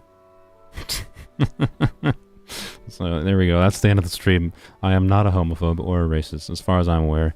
But let's be realistic, though. The thing with answer, why do you even ask that kind of question? Because that's the kind of thing that is answered for you based on someone's actions, not by whether or not they answer that question in a particular way. So I would hope that my words and talking, as I've been making content and streaming, have shown that I am not homophobic or racist. But yeah. Anywho, so I am white to some level. I'm a white boy, and actually, no, I'm not going to say this because if you have not been to college, you're not going to understand enough. I don't mean to be like elitist, but you don't have a college education. I'm not going to do that, but like, I don't feel like spending the next 20 minutes to explain racial theory things to you. So, anyways, this is a straight lie. I'm not going to say what I was going to say. I'm white, that's what I was going to say, and I don't think I'm a racist person, but I am white, which, if you've been to college, you know what that might mean.